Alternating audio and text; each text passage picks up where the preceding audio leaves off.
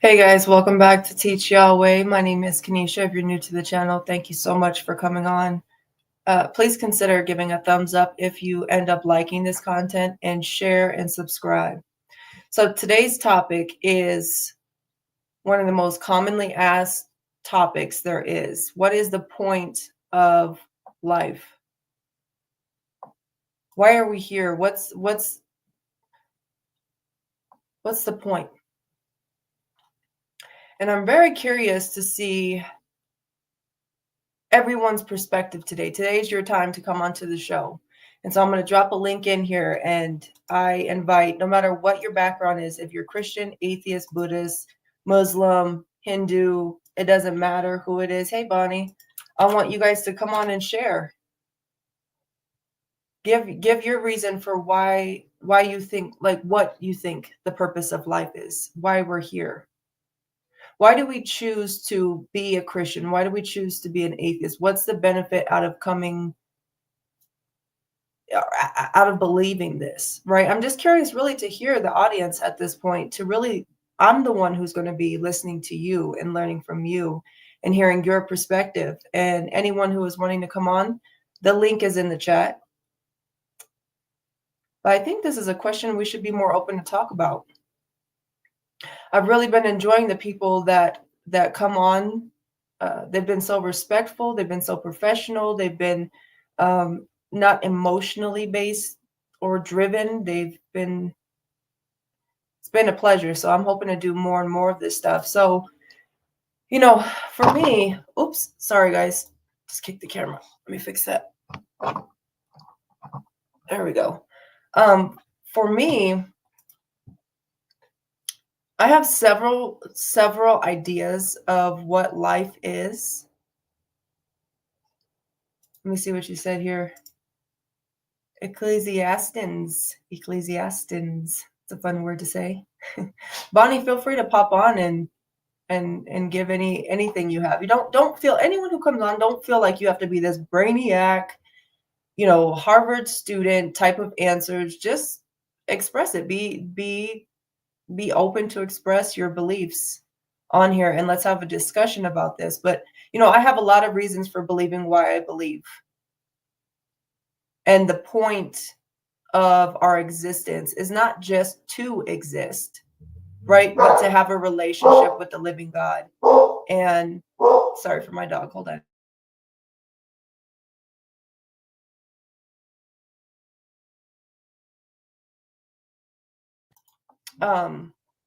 But to have a relationship with the living God and not just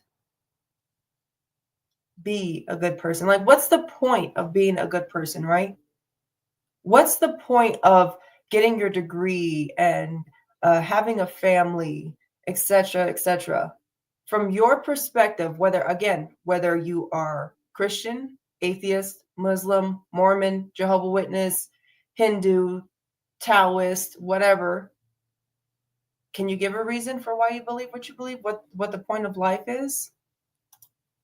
So as I'm waiting for people to pop on, I think one of the main things is to have a relationship with the living God, right? Because we are the created thing.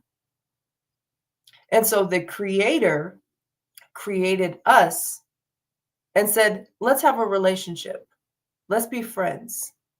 I'm your father, you're my child, etc., etc. And so as the creation, how do we respond to this? How do we respond to the Creator who created us to have life and have life of abundance? Why are we here? I think that we're here to glorify God and to really just, it's a tough question.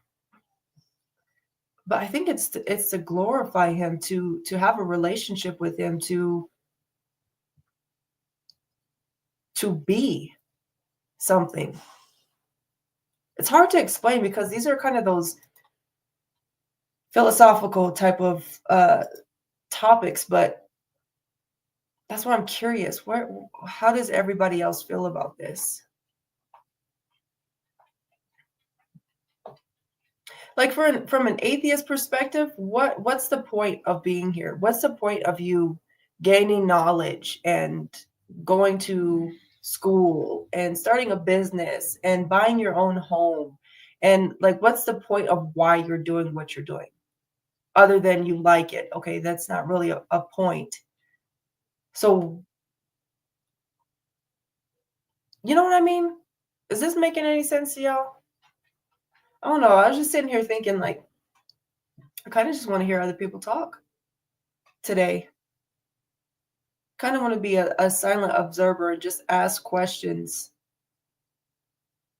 to people.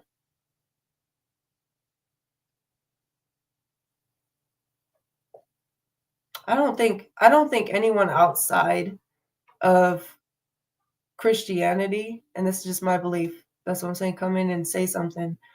But anybody outside of Christianity has the point of life,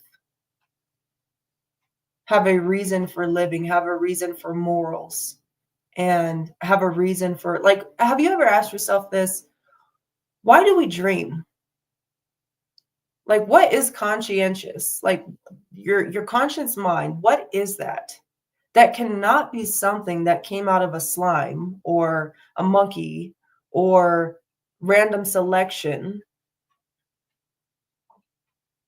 So where did that come from? If we are nothing, if we have no spirit life, no spiritual essence at all, how do you explain something like a thought or dreams? Because you don't have to be a believer to agree that you dream or that you think. I mean, even the biggest movies, the box office hits come out with movies with telekinesis and telepath. I think it's called telepath, where you can like think or read each other's mind or something like that. Um, and like power of the mind, right? What's that guy's name? Doctor Who? I think it's, y'all correct me if I'm wrong, but it's a Marvel man. But Doctor who can control things, make things move. Like people are obsessed with this idea. And you don't even have to be a believer to be like, man, that's insane. That's a possibility that I could do this. And this is where all these other like beliefs come in, right? And all this kind of weird stuff starts to happen with the human mind because there's something greater in the spirit life than in the flesh. See, in the flesh, we can't fly, we can't um read minds, we can't like there's no power in the flesh. Sure, you can pull up a weight and your body can handle physical things like that, but the spirit is something else on a whole different level. I agree. I fully agree with that, Bunny. The fact that we can think, the fact that we can uh dream shows there's something there that you cannot explain with the natural eye. You cannot put it on a petri dish and examine it, right? So how, as somebody who is not a Christian, because I'm a Christian, so I can only speak for a Christian. As someone who's not a Christian watching this, I'm inviting you on, please come on and share your reason for all of that. What you think that is. And again, don't think you have to be a Harvard student or something like that. You don't need to have a degree for us to have a good conversation. But where are you currently at on the chart with this? Hey, Raymond, how you doing, brother? Does anybody have an opinion on that? I like that Bonnie is commenting. But does anyone have an opinion on this at all? Even if you're a believer watching, you have no opinion on that at all? I think we need to start having more conversations like this, not just with people who already believe the same thing that you believe. What's the point in that? But to step outside of our comfort zone and talk about the deeper things in life. I don't know. I think that the whole fact that we do have a brain that thinks things, that controls what the actual physical body does, proves that there's a God. I think the fact that I can go to sleep and have insane amount of vivid things that are not actually happening play out, just like what we pay our physical money to in the movie theaters, play out, proves there's something greater than just this physical thing. How do you explain that? Though, especially those of you who say there's no God, how do you explain that? I'm going to drop the link in the chat again. Anyone, please come on and share. What is the point of life from your perspective? I think too that since we reflect God's image, right? He's given us an opportunity to, like he said in Genesis, to have dominion over these things. He created this beautiful earth. Like this earth is created. I get very confused when it comes to people who say that the world and us and everything in it is a random chance thing that just happened. My husband said it the best, who is not a believer yet, by the way. This came out of his mouth. He said, everything in life seems to have a purpose. The bugs are for the birds, and then the seeds are for the birds, and then the trees are for our oxygen, and the fish feed the people, and the people, he said, everything you can tell has some type of purpose. He said, but what's the purpose of life? So coming from someone else's, hello, Noah, Noah, and everything's biblical, but from somebody's mind that is not a believer, to observe this and not just be so quick to brush it off. I mean, that tells you exactly what God's word said, that everything he did is written on our hearts. The fact that we can look at creation tells you there is a God, because everything we notice is simply designed, or complexly designed, I should say. Right? So as someone who doesn't believe in God, what is that? How do you explain that? The purpose that everything literally has. Without this, you can't have that. Without this, you can't have that. Without this, you can't have that. And on and on and on it goes. Let me read what you said here. A lot of them know it, but because there is sin involved, it is appealing low key. Also, there is, I can't read right now. Also, there's the it's for whites thing, etc. I lived with two witches, men, that were into yoga, Buddhism, and Hindu. Yep. I've been there. I got witches in my family. I have Mormons in my family. I have atheists in my family. I actually have Muslims as well. And I've seen it all. I've seen it all, y'all. God bless you, Noah. James says, we human beings are pattern-seeking animals. I would love for you to come on and praise God, Noah. I would love for you to come on, James, and defend that. Like actually have a really, intelligent conversation about that. Just because it seems to have a purpose does not mean it actually has a purpose. I would like you to defend that. I have the link. I'll drop it again for anyone who wants to come on and just have a conversation about it.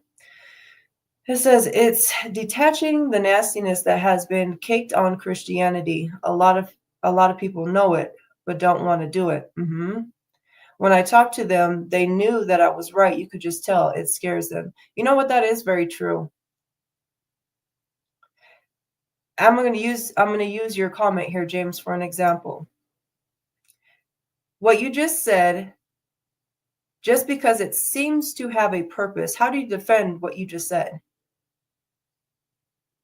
Science, technology, geology, everythingology proves that the purpose of an ear is to hear.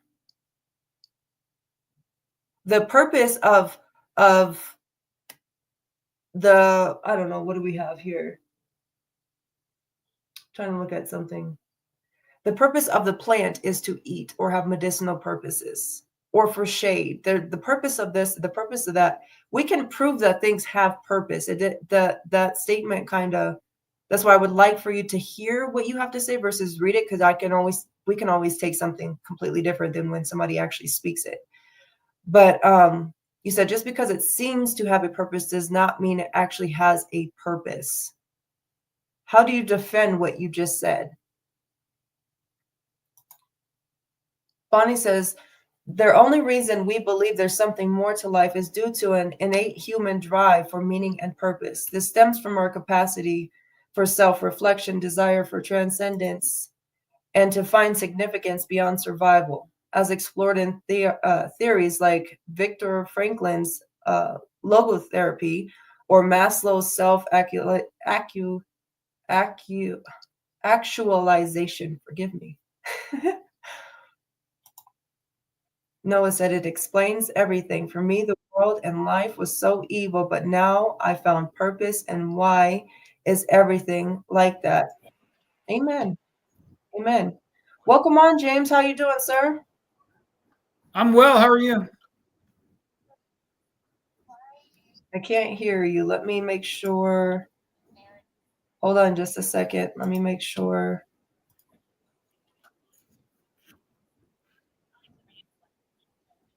I hear a repeat. I'm Okay, well. try to say something real quick. I'm hearing a repeat. Nope, I still can't hear you. Hold on. I heard myself. Yeah. I don't know why it's not playing. Hold on, sir, because your audio is not playing on my side. Hold on.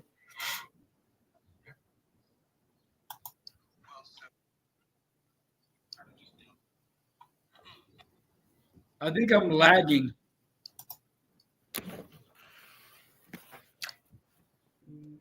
Hold on. Give me 1 second, y'all. It could be me because I'm hearing a lag.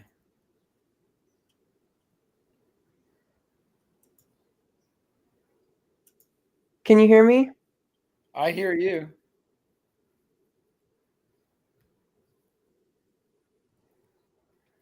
Still can't hear James. Hold on just a second. Let me try to.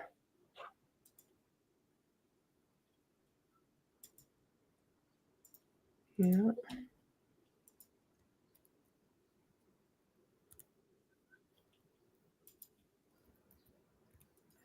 Yes, I hear you. I don't know why it's doing that. Oh, do I need to mute my YouTube? James, do me a favor, buddy. Will you close out your close it out real quick? Let me go in the settings real quick because for some reason I can't hear. And you know what? I'll just get my headphones. Hold on. Okay, I closed YouTube, so maybe now you can hear me.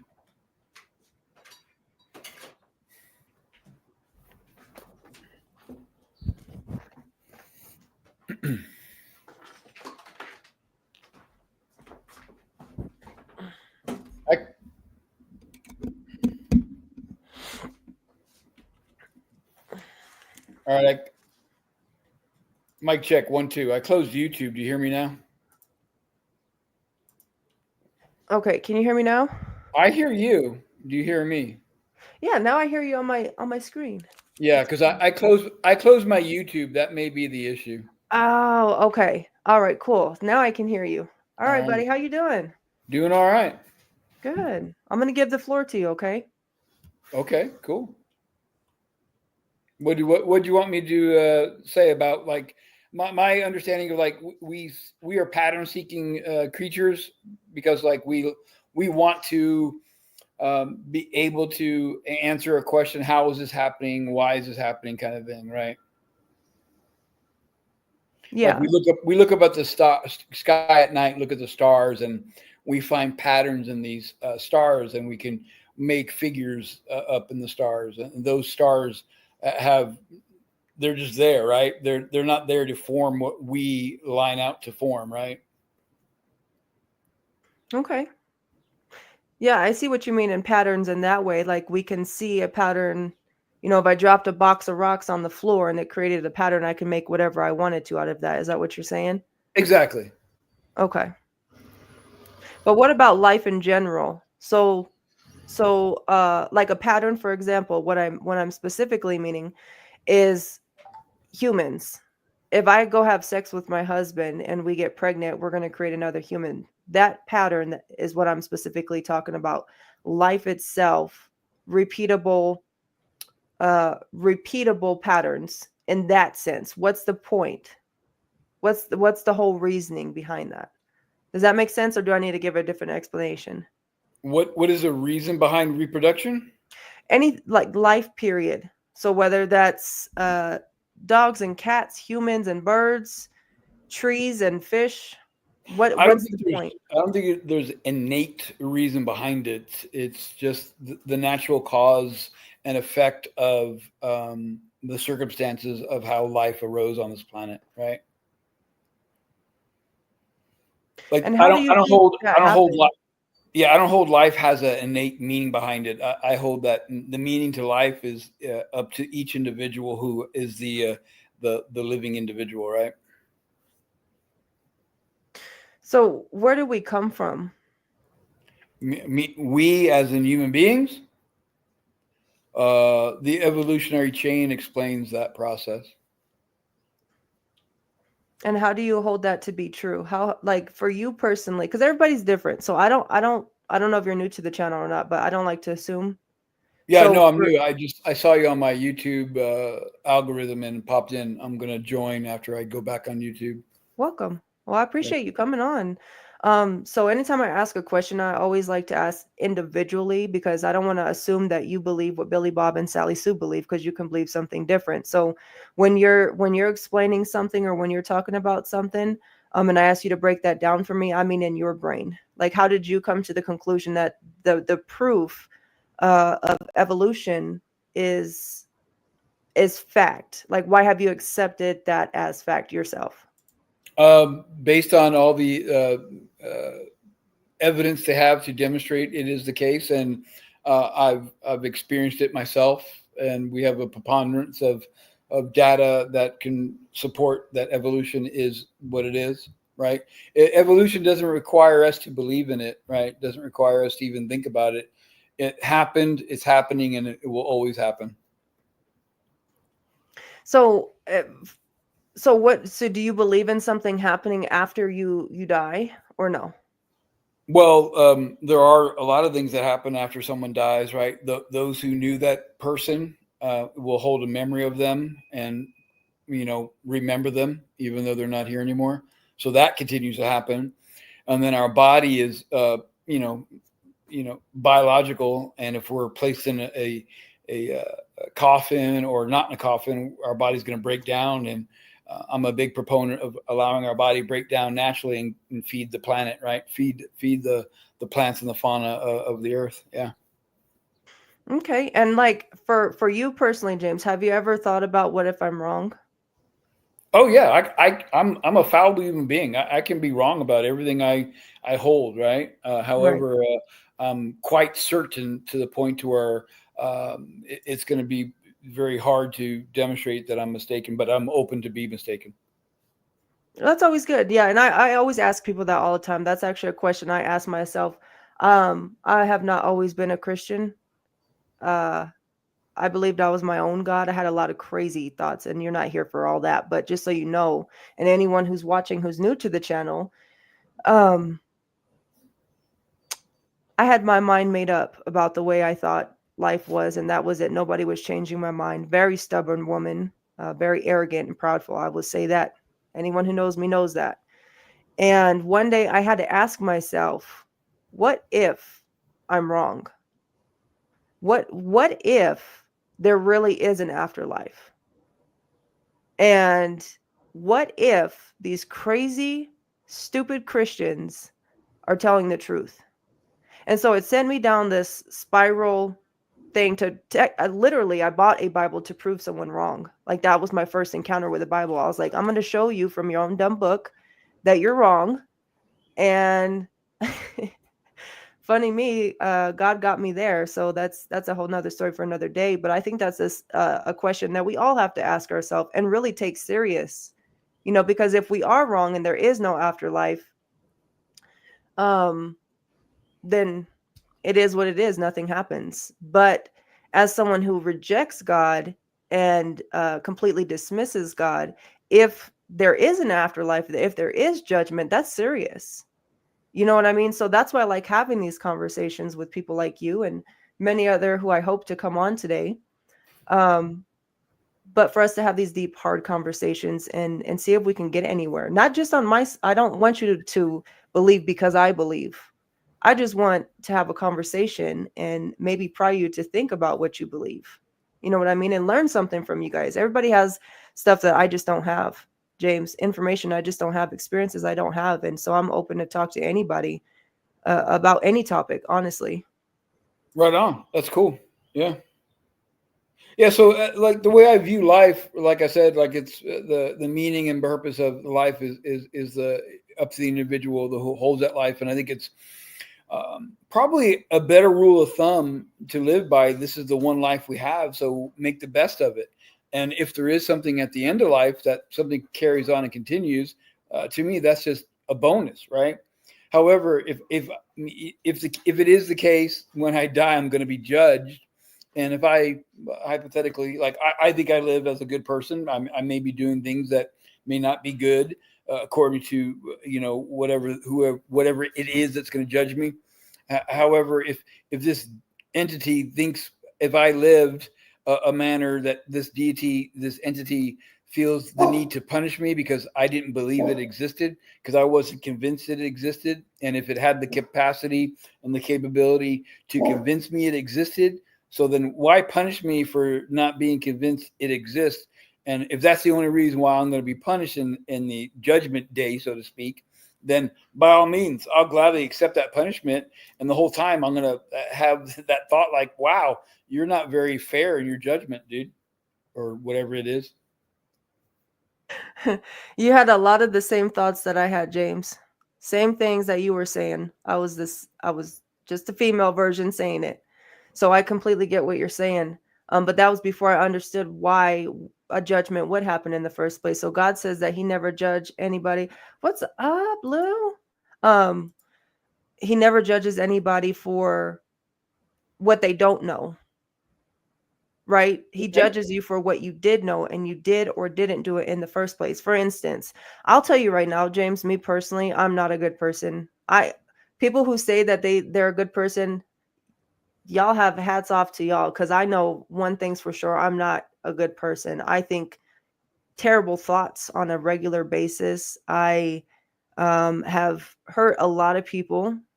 I've lied, stole, cheated, fornicated, everything you could possibly think. I've done it, right?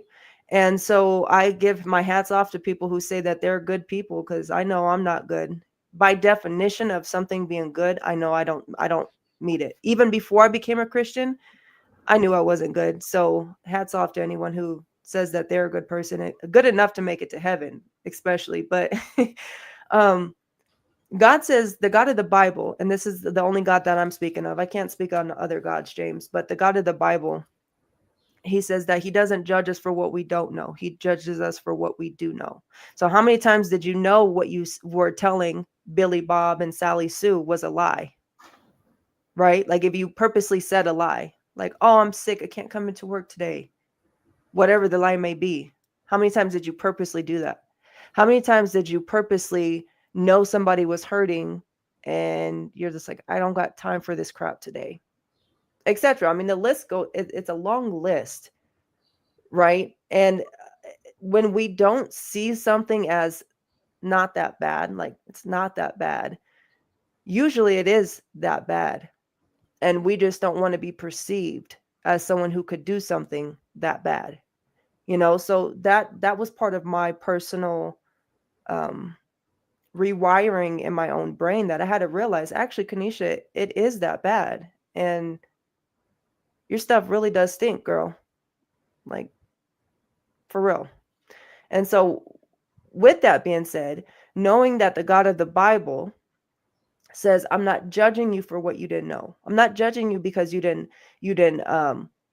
go to church. I'm not judging you because you didn't do this and do that. I'm judging you for that woman that you hurt, that time you cheated on your wife and ran out on your kids and lied to your boss at work, and the list goes on. So, with that being said, would God be fair to judge someone for something that they did in fact do wrong versus something they didn't do and didn't know about?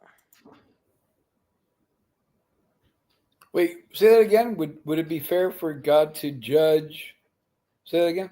So, would it be fair for God to judge you for something you did know you did do wrong? You were conscious of you lying to your boss. I'm just using that as an example. You were conscious that the words that just came out of your mouth was a lie. Okay. And God says, I'm not judging you for all the good stuff, you helping the old lady across the street. I am judging you right now for you lying. Okay. Is So that fair and just to make a judgment for when we do something wrong? is it any lie, or because I don't think lying in general is a blanket thing to be bad, right? Because I think some lies, not being completely forthright in explaining something is not necessarily a bad thing, right? So like, I would think it'd be okay to lie to a predator chasing a prey, and this prey comes to your home for your safety, and they knock on the door and ask you, "Did this person come in here?" And you're protecting them. So in that moment in time, I'm going to lie to protect the life of an innocent person, right? I don't think that's a bad lie. And then as far as like, calling in sick to work and you're really not sick, I think we have the ability to take days off from work, and you may have a very strict um, company you work with, and you must be sick, right? So you want that day off for your own fortitude, right? And you are in you need to take care of yourself, and this is a time that you need to take care of yourself, and whether you be sick or not, you need this time off, and you're granted it. So I don't see a problem with saying, yeah, I'm sick, I'm not coming in today. No big deal. Right, but we're not talking about the times where, you're protecting someone from being assaulted. We're talking about the times where you blatantly lied. You weren't sick. You just didn't feel like going to work, but you called and said, "Hey, I'm really sick today. I can barely get out of bed. I can't make it." When you do something that if it came out, you would look like a fool, basically. Like if somebody knew the truth, what was really happening, you would look like a fool. In that case, is it okay for even me, right? Let's say you and I are husband and wife, right? And you came and you said, I said, "Honey, where you been?" And you're like, "Oh, I had to work extra hours." Well, come to find out, you weren't working extra hours. You were with Sally Sue.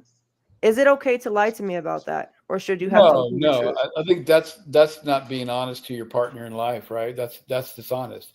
So that's why I brought up, like, yeah, it's our ability to have days off from work, and that's why I prefaced, like, say you have a very strict company policy that and when you call in sick, you have to be sick, right? So yeah, you're going to fabricate a situation that you're really not sick, but you want the day off.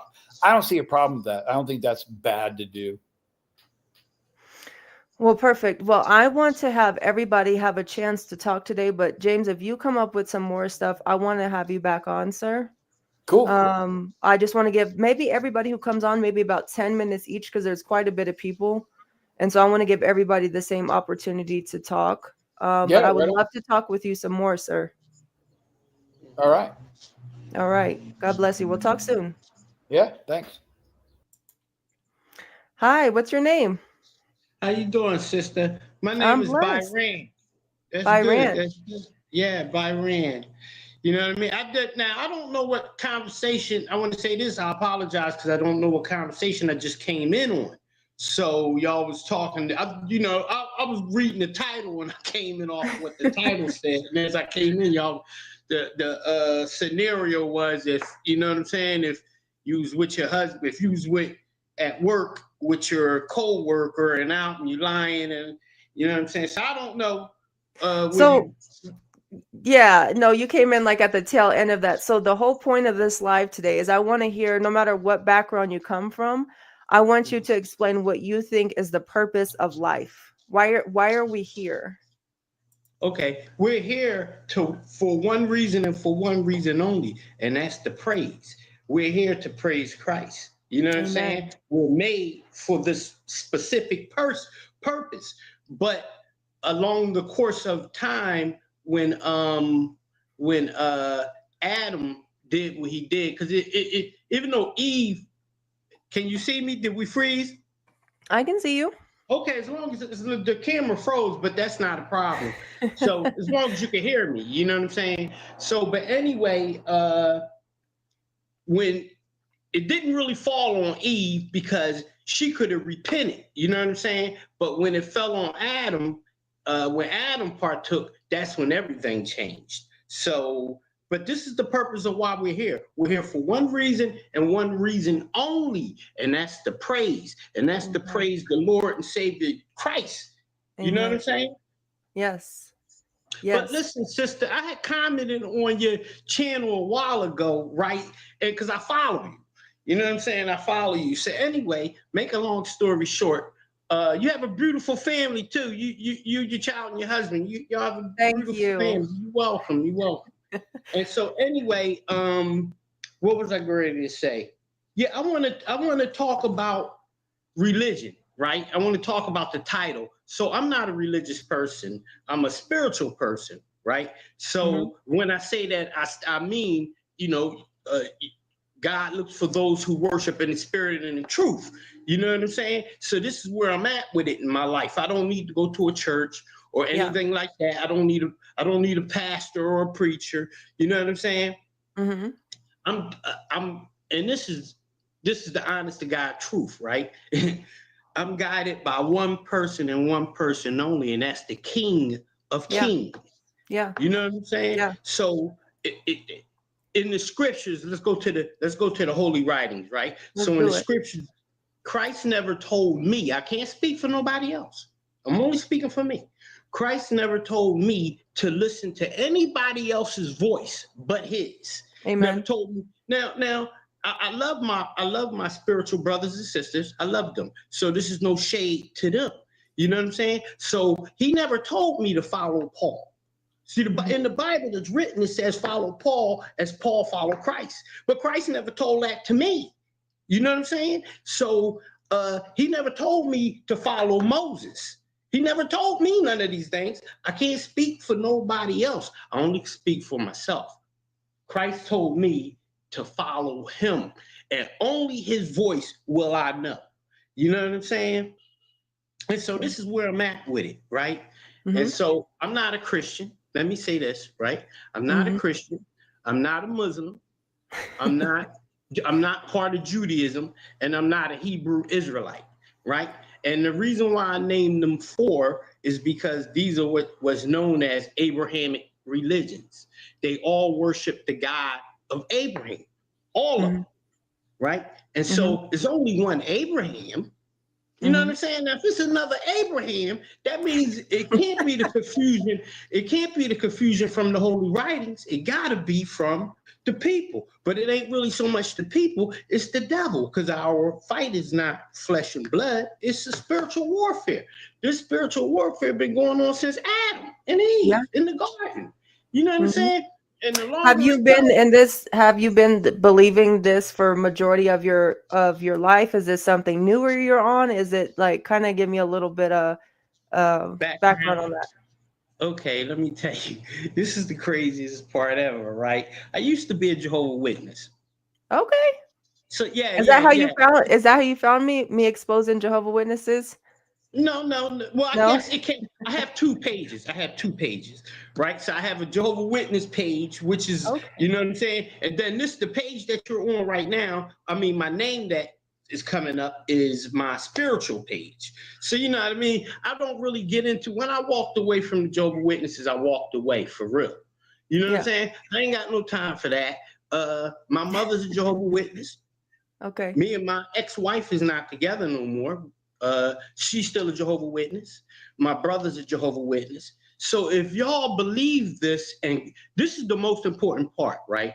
If Christ is not calling you, then who am I to come tell you what you should be doing? Christ called me. You know what I'm saying? And I heard the voice and I listened. That's it. I didn't. All religions on the face of the planet is of the devil. Every single one is demon worship. There's only one Bible, right? Yeah. Okay. So if there's only one Bible, why is there so many different Christian sets? Right. You know what I'm saying? Man, that's what I say all the time, is man. Yeah, no, that's the devil. Well, the man ain't got the capability, because man die off. The man die off. You know what I'm saying? It's the devil, period, point blank. He's been around before Adam was even created. So he's been around, and he's still around, and he's going to be around until Christ do away with him. But the moral to the story here is, right? So I want to talk about Christ, right? I want to talk about the Abrahamic religions, because this is deep, right? So let me go back to Jehovah Witnesses for a second. Let me go back. So Jehovah Witnesses, when I walked away, I never got this fellowship. I never been to fellowship, right? And when they see me to this very day, they all speak to me. They all say, hey, how you doing, Byron? Hey, how y'all doing? You know what I'm saying? And listen, this is the reason why. This is the honest to God truth, right? So Jehovah Witnesses roll off of fear. This is how it's a fear organization. If you walk away, you're going to lose your family, all these things. We're going to do these things to you. So now listen to who says to do these things, right? So in the Bible, it's Paul saying to judge the sinner in front of the onlookers, so that the onlookers may look on the fear, so that the same thing that don't happen to them. Am I correct? Okay.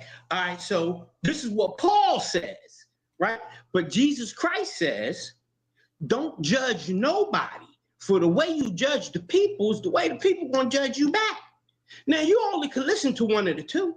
Now, who are you going to listen to? You're going to either listen to Paul or you're going to listen to Christ. Christ is the King of Kings. He's the Son of God. Amen. Paul is a sinner. Paul is a sinner all day long. You see what I'm saying? He's a sinner that killed people. And when Paul was running around killing people, Paul was under the law. And according to the law, Paul himself was supposed to be put to death. But Christ came and gave him grace and turned him around. You see what I'm saying? So now I don't get, again, no disrespect to my brothers and sisters. I'm talking David, Paul, Solomon. I'm talking all these people. These people are just as human as me. You know what I'm saying? Yeah. And so I ain't never killed nobody, and I ain't never encouraged nobody to kill nobody. And I never slept with nobody's wife knowingly. You know what I'm saying? I never did none of those things. So, you know what I'm saying? You only can say but so much. Like, okay, boy, ain't did none of them things, but I've done things, and I still do things. You know what I'm saying? All right, so, but anyway, so the Jehovah Witnesses. You transfer all your trust, Byron, you transfer all your trust onto Christ. Everything. Glory to God. Everything. Glory to God. It ain't nothing you can't put on him. You know what I'm saying? But anyway, so let me say this real quick about the Jehovah Witnesses, and I'm going to move on. So the Jehovah Witnesses, they came to me. I was having a physical issue. I'm in the hospital. They came to me while I was in the hospital talking about they going to base a judicial committee, right? So they came to me, basically surrounded the bed. And this was when me and my ex-wife was still together. So she knew how I am. So when she came in, her whole facial expression said fear. It read fear on her face, because she already knew how I was going to respond to these cats. They don't know me. You know what I'm saying? This is 3 different congregations I did this to. 3 different congregations. All right, so I'm in the hospital. So they came to talk to me. I explained to them, you can either listen to Paul, what I was just telling you about passing judgment, or you can listen to Christ. You know what I'm saying? If you listen to Paul, can I speak freely? Can I curse a little bit, or This is the open platform. Open platform, okay. If you listen to Paul and you don't listen to Christ, you're going to find yourself all the way fucked up, because that's what I'm going to do to you. This is what I told them. I told everybody in the room, I got a committee too. Yeah. But I live in Philadelphia. You know what I'm saying? Yeah. I live in Philadelphia. This is people dying every day on the streets for nothing. Don't play with me in the name of God. In the name of God, yo, I'm going to hurt you. It's 4 of them. I'm going to hurt you, and you. I'm going to make an example out of y'all. They was like, oh, shit. They didn't expect none of that. You know what I'm saying? They didn't expect none of that. But my white face was like, man, she was like, oh, my God, because she already know what that was going to be about. You know what I'm saying? So make a long story short, to this day, I did that to 3 different congregations. 3 different congregations. The first one, I really was going to hurt them cats. Let me say this right about myself. Let me give a little background about myself. I haven't had a job in over 35 years. I mean, in over 35 years, I didn't have to get out of my bed to go to work to make money. You know what I'm saying? So I had established in 95. Prior to 95, I was working because I was trying to get the money up to start my business, the whole 9. So, but anyway, so I had started a 501c3 nonprofit incorporation. And during the time, you know, I was doing a lot of things, but at that time I had the daycare. This is when I was Jehovah Witness. So I had the daycare. Everybody knew I'm the money boy in the congregation. He get, you know what I'm saying? That type. So 2 of the brothers came that I didn't even like anywhere. I don't even like y'all cats. I want to beat your face in. Type situation. So, but anyway, so that's what I used to do. Hold on, life. people. Byron, there's people in the chat that's asking for your channel. Yeah, I don't really have a channel. I don't really have one. I just come on my email. I don't have a channel where I got videos or nothing. Oh, okay. Gotcha. Yeah. Sorry, that was like the second time I seen that pop up, so I wanted to. Yeah. I don't have that kind of channel. I have it on my other channel, but that, you know what I'm saying. Anyway, so make a long story short, I want to talk about Christ, right? So the Bible says, by 2 or 3 witnesses, every matter may be established. Are you in agreement with that? Okay. The Bible also says, these are the rules that the Bible lay out for studying and how you know one thing goes with another. You know what I'm saying? This is how you know, by 2 or 3 witnesses, every matter may be established. So make a long story short, in the Bible, it states, precept by precept, it says, to whom shall I give understanding? As a matter of fact, let me pull that up. I want to read that. Is that Isaiah? That's Isaiah. Can you pull that? Can you go ahead and read that for everybody? Let me see. Here, I'll put it on the screen. You want me to put it on the screen? Yeah, go ahead. Put it on the screen. Okay. I need my glasses. I got. Hold on. Let me. Go ahead. So these are the rules that the Bible lays out that says this is how you know when stuff goes together. You know what I'm saying? 2 or 3 witnesses, every matter may be established. That's important. Yeah. So if I'm saying something and me and you, this is our first time meeting. And so if I'm saying something and then you saying the same exact thing, that's 2 witnesses making a statement on a matter. You know what I'm saying? Yeah. And the most important part, me and you don't know each other. So that's what makes it even more important. There it is right there. Okay, but I can't see it. So I mean, I can see it, but you know, small fry. But I got it on in my book. But you want to go ahead and read that? Yeah, I'll go ahead and read it. So, okay, Isaiah 28, starting in verse 10. Verse 9 through 10, please. 9 through 10. I only pulled up. Hold on, because I only pulled up. Okay, take your time. Hold on, 10, 9 through 10. Yes, 9 through 10. Okay. So it says, whom will he teach knowledge? And whom will he make to understand the message? Those just weaned from milk? Those just drawn from the breast? For precept must be upon precept, precept upon precept, line upon line, line upon line, here a little, there a little. And so the moral to that is, if I take a little bit out of the book of John and put that with a little bit out of the book of let's say Jeremiah, and then when you read it, the story is more complete. You see more of the story because you took a little bit from here, because the Bible is a narrative, right?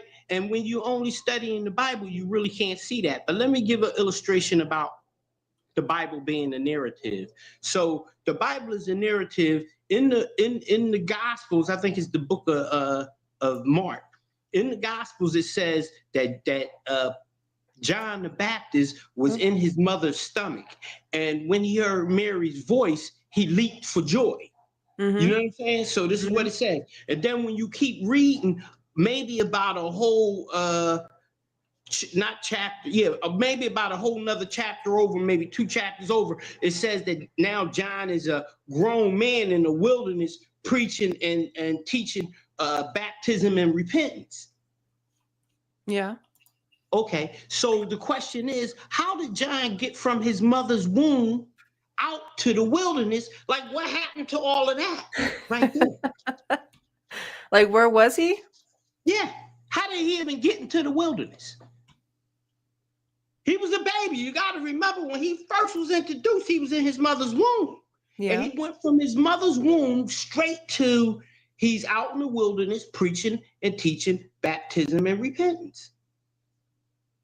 This is a narrative. It's a long story short. And then, like, if you go back to, let's go to the book of Genesis, right? So when Noah got into the, now I'm just giving these as illustrations to a fact, and the fact is, this is a long story short. So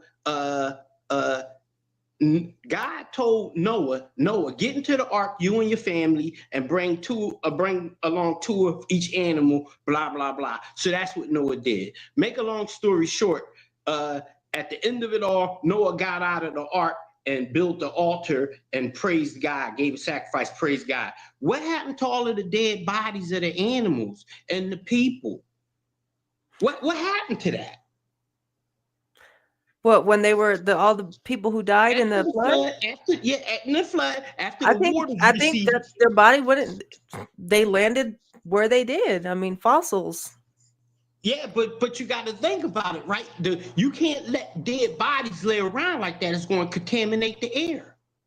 You're talking millions of people. Millions. The only ones who survived was the people in the ark. And then you got animals. What happened to all of the bodies of these things? Yeah. The Bible don't tell you, because the Bible is a long story short. You know what I'm saying? It's a long story short. And so, go ahead. Byron, I'm going to give you the stage for a second. I got to go get the door real quick. I'll be right back. Okay. All right. So as I was explaining, right, to everybody, the Bible is a long story that's short. It's condensed. It's dense down. So let me give another illustration. So Moses, 1 minute Moses is done killed somebody in Egypt. He fled Egypt. Now he's in the wilderness with his father-in-law, his wife, and their family. And then God calls him to save Israel, save Israel. So make a long story short, what happened from the time he got kicked out? Because he didn't, if you don't know the age that he got kicked out in, then you really won't know the rest of the story, because it seemed like it all connects, but it is not a connecting story. It's a narrative. It's a long story that's dense down short. So there's a lot of parts missing in the Bible. Let me say this. This is a famous story most people want to know. So Jacob's daughter, Dinah, she had got raped by Achan and that by him, and then the 2 brothers, Levi and I think it was Levi and Judah. It was two of the brothers. I can't remember exactly who, but it was two of the brothers. They went in and killed all of the men in the city. And after they killed all of them, I'm talking about let me fill you in on what I'm talking about. I'm talking about Jacob and Dinah. Jacob's daughter Dinah had got raped by the prince, and the two sons went in and killed everybody in the city. You know what story I'm talking about? Okay, so at the end of it all, Jacob says to his sons and everybody that was with him, he said, "Pack up. We got to leave this place because of all of the relatives, which is the neighboring countries, is going to come up against us to go to war for what y'all just did." And then the story ends right there. Don't tell you nothing else about the story. Don't tell you if they went to war or not, because just because that story don't go further, don't mean that them people was like, "Man, we gonna come see y'all. Y'all killed." You know what I'm saying? You and I are gonna have to do a video, Byron. We're gonna have to do a video. I'm gonna have to check out some of your stuff. You're a funny guy, and you say some stuff that really you do think about a lot of things. I'm one of those people that I don't insert really a lot of my beliefs on when I read scripture. I like to take what it does tell me, believe it, and let the Holy Spirit interpret any in-betweens if necessary. Like, I try my best not to say this is what was happening, or you know what I mean? Like, I'm very careful on that, because that's how doctrines get made, extra doctrines and extra biblical stuff. But brother, I got some people waiting on the backstage waiting to pop on. But I've really enjoyed. You're a funny guy. You're a really funny guy. I'm gonna comment on your page, my channel, and then that way you'll know. It might not be on this video, to be on a different video. Then you say, "All right, that's him," and then we go up from there. All right, that sounds good, brother. You have a blessed day, and thanks for being here. Thank you for having me come on. Thank you very much. God bless you. God bless you as well. Thank you. Hi, James. Oh, hey there. How are you, buddy? Oh, I'm doing pretty good. So the topic today is the purpose of life, right? Yes, I want to know, what is the purpose of life? So, and some of these answers are going to be predictable. I myself don't feel like I need a grand purpose for my life. There are things that I get a lot of meaning and purpose from in the moment, in the experience, right? So I feel like life is about the journey and not the destination.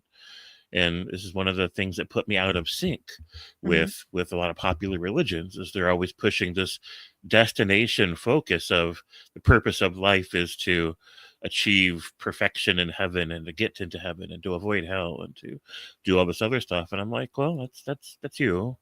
Yeah, but I just derive pleasure from life, from just the journey itself, and a sense of connection to nature and to other human beings, and just the experience itself of life, art, music, architecture, adventure, discovery, struggle, triumph. There's just so much that's available in the experience of the journey that I've never really felt like I was lacking for something further on the horizon.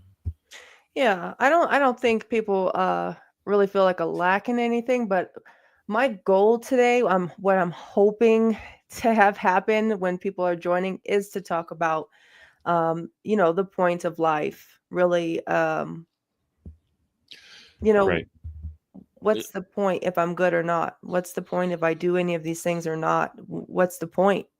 If there is no point to it, what's the point? All right, so there's a few different ways of looking at that, and I've heard both of the primary views. One says, if you can't exist forever, what's the point of existing ever? And the other view is that if you can exist forever, that actually diminishes the value of the life. And so it would be like if you print too much money, it loses all value. If gold becomes what every rock is made out of, it loses value, right? And if you're going to live forever indefinitely, some people would argue that it makes the here and now, every single here and now, less valuable, because there's an infinite amount of them in the future. Anything that happens right now just doesn't matter, right? Yeah, good point.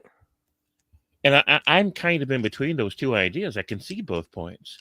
I like the idea of being able to live forever in bliss, regardless of what that might say about here and now. I'm Mhm. not against the idea. I've heard a lot of atheists say that they don't want to live forever because they'd get bored. And I think that they're wrong about that, because boredom is what happens is repetition of experience, chemical signals, they're encoded in the brain. Mhm. They amass the chemicals build up on those synaptic connections through repeated exposure of experience. And because of that, it stops having an active or live connection to the reward circuits in the brain, and you get boredom, right? You're not getting a sense of enjoyment from the experience anymore because it's not triggering those reward circuits. Mhm. But a god, a hypothetical super being of unlimited knowledge and intellect and power, could make it to where you don't have the boredom problem. They could provide an endless amount of new experiences. They could make it to where you're just not as prone to boredom as we humans are here. And I just think that the argument that they'd get bored is just very short-sighted. That's actually a very interesting point that you had made up. And forgive me if I misquote what you said, but I'm gonna sum it up. Mhm. Um, if what's the point if like the value goes down basically if we're gonna get eternal life anyway, right? So like the here and now really doesn't matter, right? Did I understand that like summed up? Some people would say that if you're going to live forever, it makes every single moment of now worth less because it just doesn't matter what happens now because you've got an infinite amount of nows to look forward to. Now doesn't matter because you can worry about tomorrow. There's an endless amount of tomorrows. It just doesn't matter. They feel like what makes it life, what makes life precious to them is that it's finite, is that it's temporary and fleeting. And so they want to get the most that they can out of the experience of now because it's not going to last forever. And what if the choice that we make here and now determine the destination? Does that change? And this is just a really I love this that you said that because it's making me think. So does it change then the importance of what we do here and now? Well, sure. Like anything that we do, even in our earthly life, as you'd put it, if a decision that I make today is going to profoundly impact the quality of my life tomorrow, then I think every rational person would have to admit that that choice at that crossroad matters because Mhm. you want a better tomorrow, not a worse tomorrow. Mm. Absolutely. I like that. I like that you brought that up because I think since we have such a broad range of and hello Jack, how are you, sir? Um, but broad range of audience here, these are really good things to think about, really think good things to consider. Like, can we answer that? Can we defend that? As a Christian watching, can you defend that? Can you I don't know. I thank you, James. Yeah, absolutely. And hi, Jack. Hey everybody, how you doing? Oh, good. How are you, Jack? I'm all right. Thanks for coming on too. Yeah, I just was looking on YouTube and this popped up, and I'm a new listener, and I figured I'd chime in. You know. Yeah, thanks for coming. Anybody's welcome. This is an open platform right now. We're just talking. Just like as if we're sitting in a coffee shop just talking. So I think this is an interesting question because I think what you're actually asking is like, what's the point or what's the purpose of like our life or like our lives as human beings? Mhm. But like I think that's a distinct question that also should be asked is like, what's the purpose of like just life in general, right? So like Mhm. Yeah. bacteria, ants, trees, you know what I mean? Like all these things, like what's their purpose? And when I think about it, I can't figure out or come up with any kind of purpose other than just this is just how it is. You know, I mean, I might be able to come up with like a purpose for my own life, like oh well, I like doing X, Y, or Z, or I Mhm. have goals and aspirations, or maybe I want to like maximize like my happiness or prioritize my relationships or those kind of things. But those are like personal things, and I feel like we can all come to like our own like understanding of what our purpose is. But as far as like a grand purpose, I don't think there is one. So yeah, so and for like, just correct me if I'm wrong. So yours is more like you can understand an individual purpose, right? Like mine would be to take care of my children and be a good wife and go to work and do these things. Like that's my individual purpose, right? But Right. an overall purpose for why everybody exists, like what's the purpose for everything type of thing. Did I understand that right? Yeah, I just don't think there is a purpose, you know. I think any answer that I would give that would like touch on like why does like all life exist at all? I mean, I think that would be human centric. I would like have to answer it from the perspective of being like a human being.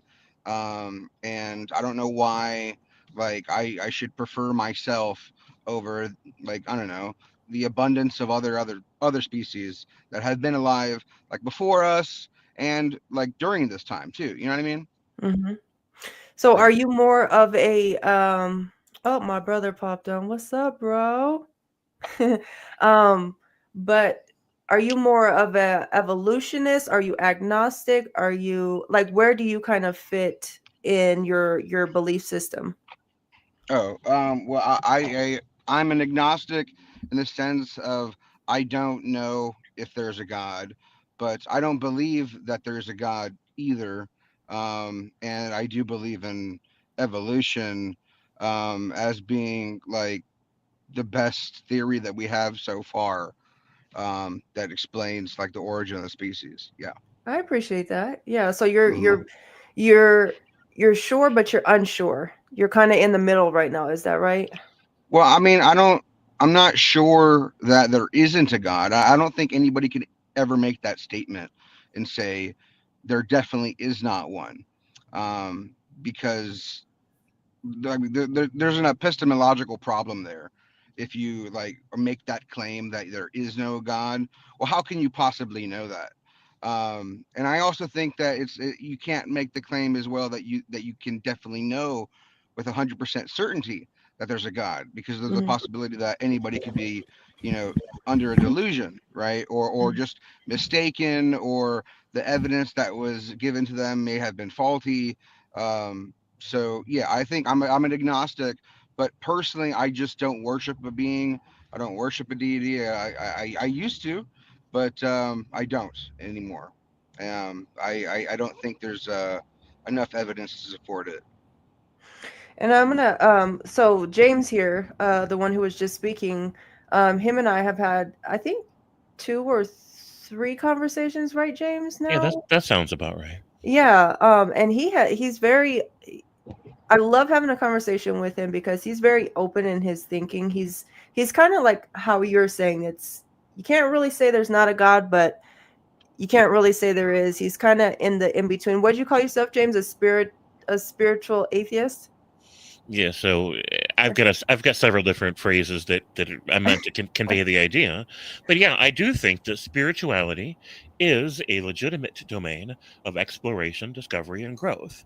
And this is the main point that I diverge from the common atheist, because they hear the word spiritual and immediately they cringe and they're like, "That's woo, stop, shut up. It's just not real," right? And I think that they're making assumptions about other people's lived experience when they do that, and that's not something I want to do. So when a Christian comes to me and tells me that they've had miraculous experiences in their life, I don't shut that down.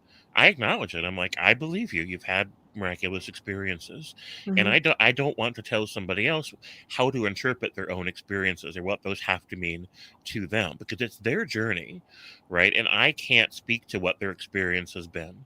I Right. can only speak to mine. Same. And so with all that in context, here's the thing about me. A lot of it has to do with emotion, because if someone were to convince me that this universe must have had a designer, creator, willful, super being that made the world and made people and all this other stuff, I still wouldn't be a theist, because even though at that moment I would recognize the existence of a creator being, I wouldn't call it God because I wouldn't feel a certain way about it, right? I just, even when the atheists talk about being like really really enraptured by the glory of, the universe and the cosmos and everything else, I'm kind of like, yeah, I mean, I get some appreciation for those things, but not on the same level. I'm not as easily impressed, I guess. I'm kind of like meh about a lot of things. And so, God is a relationship paradigm, right? If you believe that there's a God, that means that you have a focal point of reference. You have a personal relationship to the concept of a God.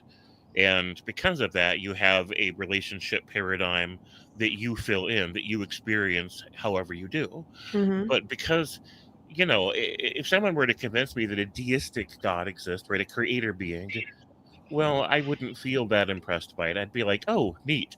And then I would just be like going about my life because it wouldn't matter. If God is a deist God, well, he's not worried about us. We're not worried about him. Life goes on. Mhm. And so in that context, I wouldn't even bother calling it a God. I would just call it a creator being because God is a relationship paradigm and I just wouldn't have those emotions. Well, if I can chime in real quick, Yes, please do. I just don't think that you can have a relationship with a concept, because that's the way you just described it, James. Am I correct there? I think that's the only kinds of relationships we can have, but go ahead. Well, I think you can have. I think we can have a relationship with people. I think we can have a relationship when there's like a back and forth. We could dialogue amongst each other and trust one another. But I mean, a relationship with a concept, that's like saying I can have a relationship with William Shakespeare, just because I read his work. He's not actually dialoguing with me. There's no Right. back and forth there. I'm appreciating, his works, but I really don't know the guy. I have no idea of like what his personalities are, or what his personality was, or whether or not he Right. liked to wake up early in the morning or go to sleep late. You know what I mean? Like, how is that a relationship? Right. It's not because your mind keeps that wall in place. You recognize that you aren't having a conversation with William Shakespeare. A conversation with Shakespeare is not even available to you, and no matter what you read about him, it's not quite the same as knowing the person. But at the same time, if you look around in our world, there's a lot of false religions. Everybody here will agree that there are false religions. So there are people in this world that have a concept of God in their mind which does not align with whoever or whatever the real God might be, and yet they would swear up and down they have a relationship with that being that only exists in their mind because they have an experience with the concept that they think originates outside of themselves, even though in actuality it originates within themselves. Sure, but that's as about as that kind of argument is as strong as saying that there's a bunch of people that believe that they had an encounter with Bigfoot, you know what I mean, or the skunk ape, or the Yeti, or you know what I mean, or they saw aliens. I mean, I don't have to necessarily think that, just because they've had these experiences, that they were lucid, or that maybe they have some mental issues, or perhaps they were mistaken, it was some other kind of creature, or maybe they're just these creative people that are wanting to lie to people, you know what I mean? So you could say that, sure, like in a situation where somebody believes that they had an experience with Bigfoot, well, that doesn't mean that Bigfoot exists. Of You know course what I it mean? doesn't. Right. But an Right. encounter with Bigfoot isn't the same as a relationship with Bigfoot. Like, nobody's going to say because I saw Bigfoot once in the forest, I now have a relationship with Bigfoot. They're going to, unless they think Bigfoot's coming back tonight for dinner, they're just not going to say that. Right. So, my point is that humans, many humans, can have an experience with a concept because they have an idea in their mind of who and what God is, and they have experiences that they have a narrative about a story, right, that involves this God that only exists in their mind, but still it's real to them, right? They have a Right. really that's all But that I meant by that. isn't that the same thing as wishful thinking? I think it's a lot more complex than that. It's a whole other rabbit hole to Right. go down to talk about what generates that phenomenon in the mind. Okay, for instance, my father died like a few years ago, and my mom is convinced that he's communicating to her like from beyond the grave, because, for instance, she has a lot of pearl earrings, and if she ever happens to find one in a place that she knows that she never put it there, like perhaps like on the floor somewhere, like after she's vacuumed, and oh, there's no way that it could have been there because I vacuumed, or perhaps in the bathroom somewhere where it shouldn't have been. She's convinced that it's my father, like leaving her these pearl mementos in the bathroom and in the living room or wherever, right? Mhm. To me, that doesn't mean that that's actually my father, like doing these things, like from Right. beyond the grave. And if he was powerful enough to leave pearls just around the house, then he would be powerful enough to write a note. You know what I mean? Right. Um, Absolutely. And right, I can I yeah. pause this real quick? I'm so Yeah. sorry, right. Jack. I do not want to interrupt you. Just for people in the chat, I'm just asking really nicely. Let's just stick to the topic at hand. I appreciate everybody's input. Yours, Truth Bullet, Julius, realize, everybody who's talking. I appreciate everybody's input, and you guys are having a really good conversation. But I really want to stick to what the point is of life and kind of focus on our guest speakers right now and what they have to say. You guys have free will. You don't have to, obviously, but I would love if we can stay on topic, okay? All right, Jack. I'm so sorry, bud. Go ahead. No, no, it's all good. I wasn't even paying attention to the chat anyway. Um, but yeah, I just don't think there's a purpose other than what we make up for ourselves. Um, and just because like my mom might think that my father's communicating to her from beyond the grave by leaving these pearl mementos here and there, that doesn't mean that he's actually doing that. And maybe it's a nice thing for her, like for her own psyche, or like her own way of grieving, to think that she still has this everlasting connection with the man that she was married to for so long. I mean, that's sweet, right? But I just don't think there's a basis in reality for believing that this is like the truth. Right. I think what you have valid points, Jack. This is what I always say, at least on my channel on a consistent basis. You too. I don't know if you're a watcher of mine or if you just so happen to pop on. I think you said you just popped on the channel for the first time, but this is what I always say. There can be a whole bunch of different opinions on something, but only one thing can actually be the truth, right? Like for just an example, let's say I'm sitting in my car at a red light and I see a semi come and hit the car in front of it, right? And the car spins around, lands in the middle of the street. 5 different people can say, "Oh, it wasn't a semi, it was a gas truck that hit a blue Chevy." Then another one can say, "No, the guy was texting on his phone and then he hit it from behind, but he barely tapped it." Everybody can have different truths, right? But only one thing actually literally happened. Do you agree with that? Like, not all Oh, of those stories can be true. Of course. right. Absolutely. And I'm actually an attorney, so I know a bit Hats about the off. rules of evidence and what's okay in a court of law. And Love let's it. just say eyewitness testimony is frequently false, or people mistakenly remember things that weren't the way it was, like maybe the color of the car or the speed of how fast the car was going, or whether or not it was like the evening or like completely dark. Like people's memories can do crazy things sometimes. No, I fully agree. And then people's memories can change a lot of things. Um, but only one thing ever truly happened. Like, one thing Right. is a matter of fact. It was 68 miles an hour. The right tire hit a thing of ice and turned the car 90 degree. Like, one thing actually did happen. And that's the way I feel with Christianity. There's a lot of people who have their input. Sorry, I have a hair or something on my mouth. A lot of people have a lot of input on it, right? Just like everything in the entire world. But we can verify that Christ himself actually ruled, versus like someone like a Hindu, right? Their little like 8-armed god or whatever. There's no evidence for it, so I can't believe in it, right? Or I don't know. There's so many religions out there. When I was first Right. researching, I was like, okay, there's no historical evidence, because again, I don't know how late you came into the show, but I was not born in as a believer in God. I didn't go to church. I was not raised in a Christian family. We didn't pray together. I bought a Bible to prove someone wrong that the Bible was a load of crap, honestly. And that's my first experience of actually picking up a Bible in my 20s. And so with the scripture, I actually can find historical things to back up the fact that Jesus really did exist.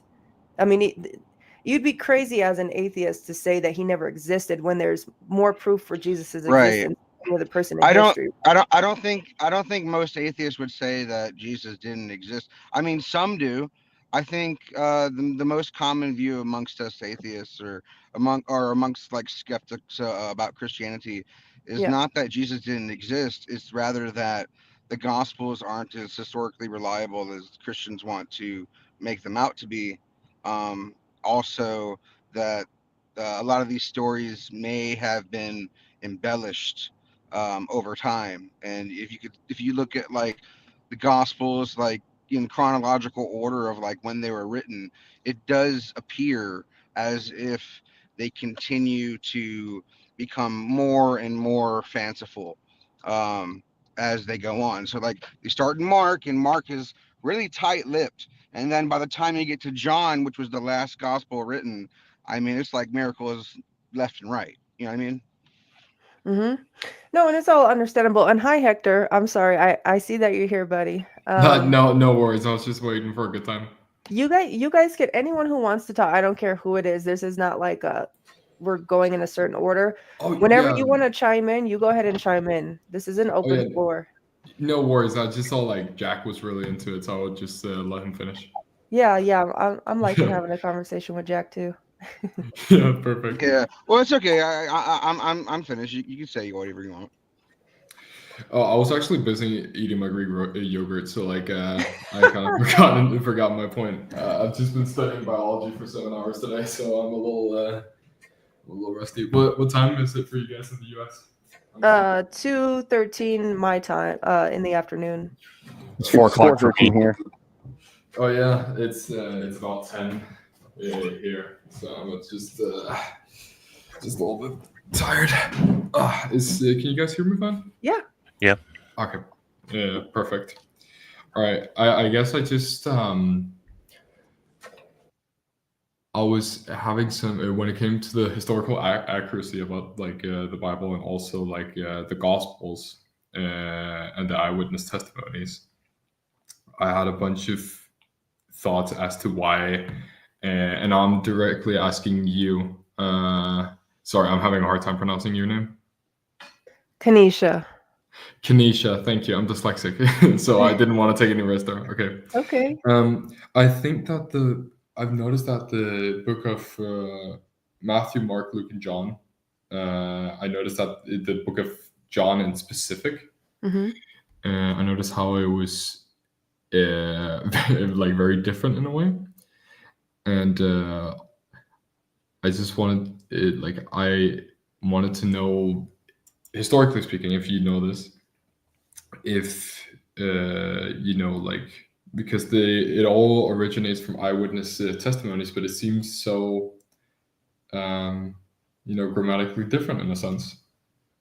And is it just because I know it came from oral tradition, but do you know anything in the sense as to why it would be so scripturally different?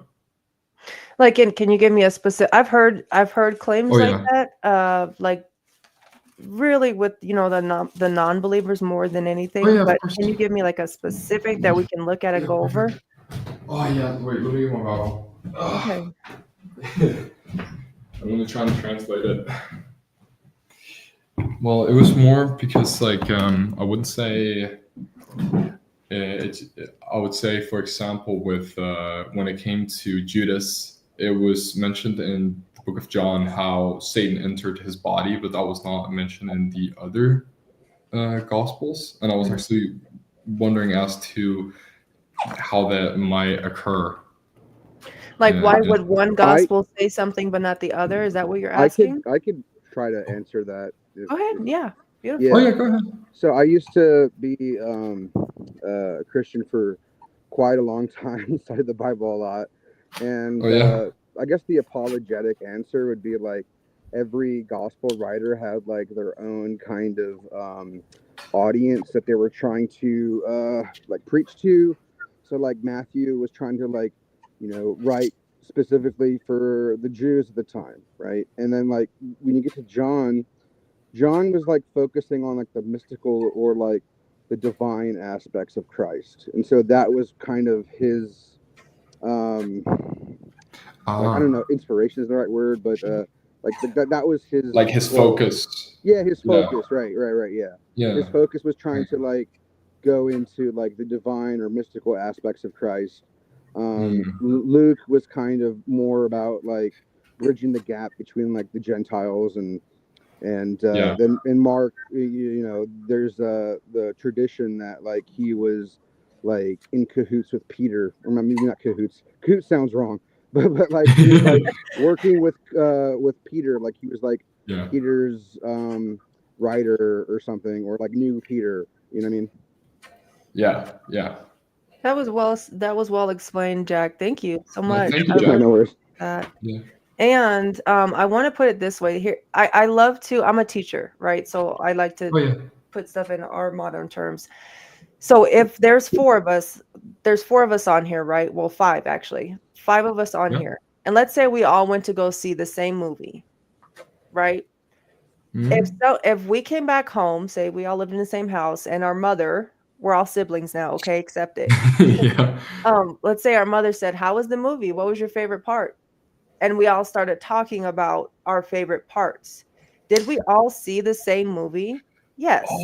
But did something else stick out to you that maybe didn't really quite like, no, man, this was the best part? And, I would say, no, this is the greatest part. This is what I was in love with. And we could agree like, yes, I remember that. I love that part too. So some things we're going to talk to mom about the same thing, but that doesn't necessarily mean though that our stories have to be exactly like, you ready guys? Let's sing the same lyrics. It's going to be unique, and that we do it every single day and every type of situation. So when it comes to the gospels, and I hear people, like really refute, like, well, this is why they can't be historically accurate because they don't have everything exactly the same. Well, nothing we do is exactly the same thing. Even though we can go see the same thing, we can have different things that stick out to us. Does that make sense? Perfect. Yeah, thank you. And I'll just say real quick, I don't got a lot of time, so I'm just gonna. That's why I keep turning off my camera. I'm still here. But let me do that. So real quick. So honestly, if let's say that the Gospels, all 4 of the Gospels were like pretty much identical. Like Matthew, Mark, and Luke are pretty much identical to what story they're trying to present, but it's presented in 3 different ways. Like, of course, like what Jack said was great, right? How he explained it was fantastic. You would think that he would be a Christian with that kind of knowledge. That's awesome. That's just a joke. But I think if they were identical, then they would be a lot more skepticism towards it, because you would see it as like, okay, well, actually, I don't know if y'all know Alex O'Connor or not. Pretty big dude, but he has said before something along the lines of in one of his other videos that he made a few months ago, he said that that Matthew and Luke get their stuff from Mark, like they rely on Mark. That's definitely true. Well, actually no, because Mark, they didn't have Mark's gospel at the time that they wrote theirs. Well, let's be clear about this. Those 2 books copy verbatim off of big parts of Mark. They don't copy the completely, but there are big passages in there, big chunks of text that are verbatim. So they definitely had access either to Mark or to a common source from Mark. Not only did they have access when they used portions of parables or things that Jesus had said that was in Mark, they took the time to grammatically correct it in Matthew and Luke. So that's why Alex said that. Well, but here's the thing, though. If we can all be true to what the text is and who it is that is writing in the text. Now, I know that a lot of people would say that, you know, John didn't write John and Matthew didn't write. But let's just, for the sake of argument, say that every one of the Gospels was written by the person that, you know, is named, right? So let's say that Matthew actually wrote his Gospel, right? Mark never actually saw Jesus, right? He never actually met him. Okay. But Matthew did. Right. Okay. So what I'm saying is like Matthew was an actual eyewitness account. Okay.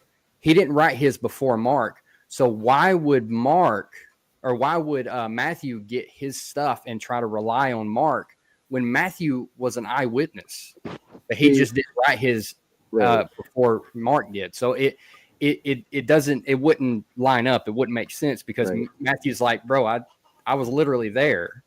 So he would try to correct what Mark said, which he doesn't. But also, real quick, and I'll be done. But also, Mark doesn't actually have a resurrection account. Okay, but Matthew and Luke do, and so does John. So that's not true, though. Mark 16 does contain the resurrection account. Yeah, but it's also the shorter version of it. I'm sure that y'all know about the shortened version of Mark, that the long version, verses 9 through 20, are not actually part of the original manuscripts. I know that y'all would probably know that. Right. But so that's what I'm saying. So Mark actually did not, in the original manuscripts, have an actual resurrection account. Like they went to the tomb, right? Mary Magdalene went to the tomb, saw the tomb was empty, and they ran away or went away afraid, right? That's what the text says. And it abruptly stops there. However, Matthew and Luke do have their own distinct, right, resurrection accounts. So if that's the case, how would they be going off of the shortest gospel, mind you? How would they be copying it verbatim? That doesn't make sense. Okay, it would make more liable sense that if anybody was taking anything from anybody, it would be somebody taking it from Matthew or John, because they were actually there, eyewitness accounts. So no, that is not true. That Mark they actually took their like they had Mark in front of them and they was like, okay, well, let me take a little bit from him. No, they just had the same story and they were telling the same story, just in 3 separate accounts, and that's what that is. To be clear on this, I have huge problems with the logic you used there, but this isn't the point of the stream, right? We're talking about what is the point of life, what is the purpose. Sure. And I just feel like if I go down that rabbit hole, we're getting further and further away from topic. That's fine. I'm sorry. I just heard y'all talking about that, so that's what I started. I appreciate it. But I mean, on the purpose thing, I think when it comes to and again, I've got to leave after this, but I just wanted to throw this out there real quick. I think when it comes to something that I forget who it was, it might have been James that said this, but it had something along the lines of like having a relationship with God, right? And I'm not saying that you said this, what I'm about to say, but it happens that all the religions in the world, all the so-called gods in the world, right? Whoever said that there are false religions in the world, yes, because Jesus claimed to be the one and only God and one and only way and all that. And so, but we must test these things. And so who actually has that relationship with God? Christianity is the only one. If you check all the sources of all the other religions, none other has a relationship that you can have with the one and only God that Christianity has. Okay. And for instance, when Jesus says in John 17, right, if you read that entire passage, it's him having a relationship with God the Father, so close, right? And they love each other and know each other, right? It says that in the text. But it also says that he will put his spirit in us and we will be one with God. Okay. So that's something that you are not going to find, that kind of theology or that kind of belief system, in any other religion there is. So when it comes down to, like, I don't know, Hinduism or Buddhism or you know, even any of them, right? You're not going to have that personality that you can find, that personal touch that you can have with God, because you can actually know God in the Christian perspective. You can actually know God because he condescended. God actually became man and walked among us, died for us so that we don't have to deal with sin, right? We're forgiven if we choose and have that free gift of faith, grace through faith alone, right? And so I just wanted to throw that out there. Maybe that can be a new conversation starter. I don't know, but just to know that Christianity is the only religion in the world that you're going to have that ultimate physical, like a personal relationship with an actual personal God that actually cares for you enough to condescend, to take on human flesh, and to die for us on the cross and raise on the third day, which we have crazy evidence for. I mean, we can go into that, but we have crazy evidence for all this stuff. So just talk it out. That's all I have. Those are a lot of claims there. There's a lot of claims there, and they're all completely taking us away from the topic of the stream today. That was just a mini sermon, and I want to refute a lot of it. But if I do that, we're going to have a completely different discussion than the one we're here for. Yeah, let's stay on topic. But I loved actually what we just talked about, Jack and Mitch and Hector. Yeah. I mean, I think that's a natural conversation that happens sometimes, and I love, James, that you're reeling it back in for me. So it's kind of, you guys are all working in so well, and I want to take a moment just to say hi to Otangelo. Did I say that right? Mm-hmm. Yeah, welcome. Me and Otangelo, we go way back. Oh, really? Okay, yeah. Well, welcome. Floor is yours, buddy. Well, I think it's a very interesting topic. What is the meaning of life? And I think very few have a really good answer to that question. And I think that it has to do with Christ's first and second command. He said, love God with all your heart, with all your force, and love your next as yourself. So I would resume it in this: being loved by God, and loving your next. That is the meaning why God created us. I wish we would have started off with you as the first. That was so beautiful, so simple. And I love that. Good job. Yeah. Can I say something real quick? Yes, go ahead. So I used to believe that the purpose of life was to know and love God and to have a personal relationship with Jesus Christ. And I wanted to devote my entire life to, believing that, living that, loving my neighbor as myself. And I'm just not convinced anymore of the historicity of the Gospels or the resurrection account or pretty much that there's anything other than just the material world. I understand that people have experiences and stuff, but to me, it's like, I think without the brain, without the natural, connections that are firing off in the brain, consciousness can't exist. So I just I don't know, when I think about the animals, like, well, I was trying to bring it back when I first started about, like, what's the point of life for animals, right? We're all looking at this as human beings, to know and love our neighbor, but like before humans even existed, like what was the point of, like, the dinosaurs existing? What was the point of, like, about 1 billion years of just nothing but, like, single-celled organisms existing? Like, what's the point of that? Jack, that is the great argument today by atheists.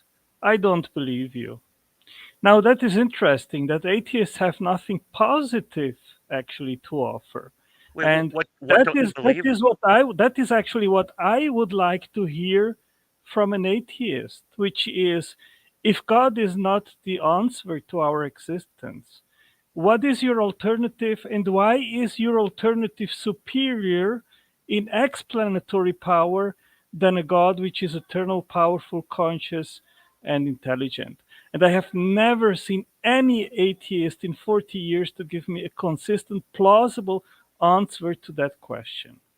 Amen, brother. That's exactly actually why I Amen. started the stream today, because of that very thing. I have never heard an atheist give me a plausible answer to answer that very thing. Like, the only answer for life itself is Yahweh God, is the God of everything. You know, he's the one that created all of this, and we can give an answer. Well, it was created for this purpose and that purpose. We have proof that it was that life, animals, plants, people, water, air, dirt, everything has a purpose and must go together to keep going. You know Well, what I mean? And how can this... I would be very careful, Kinesia, is that correct? Kanisha, yeah. I'm so sorry. Yeah. I I would be very careful in using the word proof when we are talking about origins, because True. nobody has proofs, either in regards of if a creator, and specifically the God of the Bible, created everything, and if what I just said is in fact the meaning of life. We have no proof. All we can say is it seems that God, and specifically the God of the Bible, is the best and most plausible and logical and rational explanation for our existence. But we cannot prove it. That's because we are talking here about faith. Right. Well, I would say the evidence is a better word. The evidence that there is, and I'm glad you said that, because we do have to be careful when saying that, because proof requires like proof. Yeah. But from my experience, I can say that there is proof of God based off of other things that happen in life, but with the whole purpose of life itself and the point of life, the evidence for the God of the Bible, the God of Abraham, Isaac, and Jacob, is very strong, is the strongest. And outside of that, everything else is what if, or more questions rather than answers. And that's what I respect about the God we serve, because he has answered. And just because he hasn't given us every single answer to every single thing ever does not mean that he is not the God of answers, right? And so that's beautiful. And I love that you corrected me on that, Otangelo. Am I saying that right, Otangelo? Yes. Okay. Because I do need to consider that more. So thank you for pointing that out for me. And you're fine, Jack. I think you just popped off. It's okay, brother. Right. So, I mean, I obviously disagree, but the problem with that framing isn't that you're right or wrong. It's that in order for me to challenge it, we need to spin off in this whole other direction of conversation about, what is the evidence, and why don't I accept certain things as evidence, and why I think other evidences are stronger in a different direction.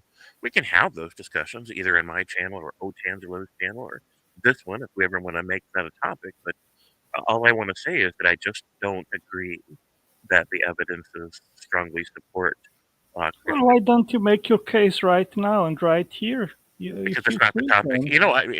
For the same reason I didn't go in that direction with Mitch, because we have a very specific topic today. And I appreciate from a Christian perspective, because I used to be a Christian, that there's this real sense of hope and purpose and connection and joy and all this other stuff, all these benefits that people long for commonly, and that are experienced for a lot of Christians in our world. And so when they tell me that that's what life means for them, that's their purpose, that's their joy, that's their hope, I believe them, right? It's just not mine. And for me to be able to explain in detail exactly why it's not mine, man, it would be like a 5-hour show of me like laying out all the different reasons, because there's just not one single brief discussion we could have about it. Yeah, I think we had already some conversations, James, and yeah. Well, I mean, you're pretty knowledgeable about the evolution issues, but I'm not. Right? The only reason I accept evolution as true is because it's their wheelhouse, and I have no reason to think that they don't know what they're talking about. Yeah, but I would never swear by evolution. But evolution is just a very small part of things which have to be explained. Evolution has just to do with biodiversity, but that is just a small part related to origins. We are talking about much more here. We are talking about biodiversity, morality, consciousness, origin of life, fine-tuning of the universe, origin of the laws of physics, origin of the universe. And in regards of all these questions, I have never seen any naturalist providing me any substantial answer. None. I agree. It is also on the non-believer side. It does seem like, and this is just what I observed. It's not really factual. It is also emotional response a lot of times with atheism, because atheism itself is a religion. It's a set of beliefs. Well, be careful. Again, Kinesia. I've said that as well, that atheism is a religion, but I would actually disagree now. Because what is the meaning of religion? It is from Latin. It means religare, which means reconnect. And what do you try to reconnect? Humans with God, which is what atheists do not believe in. So, it is not a religion, but it is, when we are talking about positive atheism, which makes the claim that most likely no gods exist, then it is a faith-based position, in as much as a theist. True. It is for sure faith, because no one was there billions of years ago, millions of years ago when this happened, yet you're believing something that you have not seen to be true, to be a fact. And so it is a belief system. I should have said belief system, because it is. And in a way it has religion-esque or religion-like qualities, in that the way that people stand firm in their beliefs. It's hard to explain for me right now what I'm thinking, but with atheism or agnosticism, however you pronounce it, the struggle that I have had is really the actual evidence for the origin of life, for the reasoning behind why we are here now, the purpose of life. And this is really why I wanted to get so many people on today, to kind of give me more of an outsider perspective, like with really facts if they can, but why do they believe what they believe? Because this is a big question that we all have to be able to answer. Why is it that this is what we proclaim out of our mouths as our core belief system? Yeah, now you need to make a clear distinction between weak and strong atheists, because as soon as you say atheism is a religion or faith-based, you will soon find atheists which will refute you by saying, well, but my atheism is just the confession that I don't believe you. I don't make any positive claim, and I am agnostic about, or eventually I'm agnostic about origins. You can only say that when someone self-confesses to be a strong atheist, which says, I don't believe gods exist. Then the atheist has as well the burden of proof. But this was something that was predominant until about 15 years ago. And then when atheists saw that they had absolutely no way to explain anything with substance, then they started just to say, well, we just don't believe you. You are making the claim, so the burden of proof is yours. We are just not believing what you are saying. So you need to be careful when you frame these things, in order that they cannot attack you in this way. That's very true. Everything has to be careful. And this is what today, really what I want us to do is be able to have conversations like this. The hard stuff, the deep stuff, the millions of different views and backgrounds and understandings. For what's the point of life? Yeah. Why do you believe what you believe right now? What's the point? You know, I think I've rarely seen an atheist actually. Oh, you cut out. what it entails and the consequences if actually there is no God, if nature and the universe and the physical world is all there is. What is the consequence? The consequence is that our existence is completely purposeless, meaningless, void, and without hope, because the universe doesn't care about if we are jerks or if we are saints, if we live a good life or a bad life. In a million years, the universe will not remember what kind of life we lived. So, and as well, we have no hope. If naturalism is true, when we are dead, and it's over. And whatever we did, be it good or bad, it doesn't matter anymore. So either theism is true and we were made by a loving, powerful creator which had a purpose for making us, and our life has purpose, or we are just the product of happenstance, of natural forces, and then our existence is completely void, meaningless, and we have no hope. I understand that position. The difficulty for me in talking with Otangelo about these kinds of things is the same difficulty I was having with when Mitch was on here. These are, as far as I can tell, good guys, very knowledgeable, very thoughtful, right? They've got a lot of good things going for them. But there are certain kinds of forms of engagement that make it really difficult to have a good exchange of ideas. When somebody's framework is to preach and then negate, preach and negate, where they just aren't there for an even exchange of ideas, then it's very discouraging to even want to launch into the conversation with somebody that's in that frame of mind. And that's the difficulties I've had with Otangelo in the past, and I find him. It's the same way here today. And so, do I want to put myself through the frustration? Absolutely not. But do I have a lot to say on these topics? Absolutely, I do. And there's the paradox for me today. Where do you stand on this, Hector? You haven't got very much time at all to say anything. Oh, I was just loving listening to this because you all seem like great, intelligent people, and I was just having fun listening.